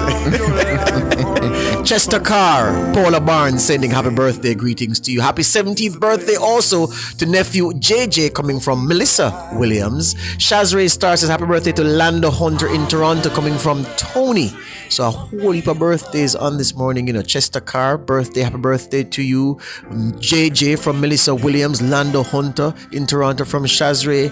All of those birthdays happening today, along with Marigold, Gramps Morgan, Miss Brahma, Lurleen Brahma, the Hutchinson boys. Lurleen Brahma birthday every day. Yeah, every day, Lurleen, your birthday every day. We'll play a tune for you, so just like that, yeah? Yeah, for those in the United States, you know, it's Independence Day there for you. And a holiday as well. So Annie Smith says Gramps Morgan birthday is actually the 6th on Sunday, but she's sending it today. Not wrong. Yes. That's still in birthday. Happy birthday, I'm a friend. Yeah, that's that. Yeah. Who's Steven? Steven Simmons, formerly of Nationwide News. Today's your birthday? Tomorrow is your birthday? All right, Steven, advance birthday greetings to you. Okay? Indeed. Advance. Not belated, before it. Before it. Yes. But that's all the time we have here on Nationwide this morning. We're closing out the birthdays and then we'll wrap. The Birthday Club was brought to you by Burger King. Stretch your dollar at Burger King with a new Double King Combo. 1 original chicken sandwich plus a Whopper Junior with cheese. Plus a small fries and drink for only $1,300. You know how it is. We have to big up our super editor Kimon Thompson, our super producer Michelle McCrae Smith, and the musical maestro brought the turntables this morning, Mr. Jermaine King. Yeah, he's doing his thing. Sophia Nemar is fussing with us now because apparently she sent her birthday that we didn't see, so we have to delay a few seconds. Sophia, type fast so we can see the birthday because the time is up on us. But you've been, I see your name come up again. And you're saying Lord George, like we never skip it over, Sophia, we just never see it. So Sophia, type the man. Sophia Nemhard. What did Sophia Nemhard say? Looking at the chat. Come to Sophia. Her grandson Mateo. So Sophia Nemhard sending happy birthday greetings to her grandson Mateo. Big up yourself on this day. Yeah. Granny says enough present later. Plenty, and that she loves you very much. All right. So Sophia Nemhard sending great happy birthday greetings to her grandson Mateo. That's it from us. I'm Sandre Rodan. Good morning.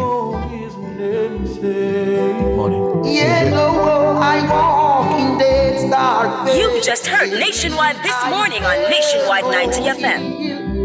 Lyra and Staff, they are with me. They surely comfort me. Fearless and fair. Nationwide 90 FM.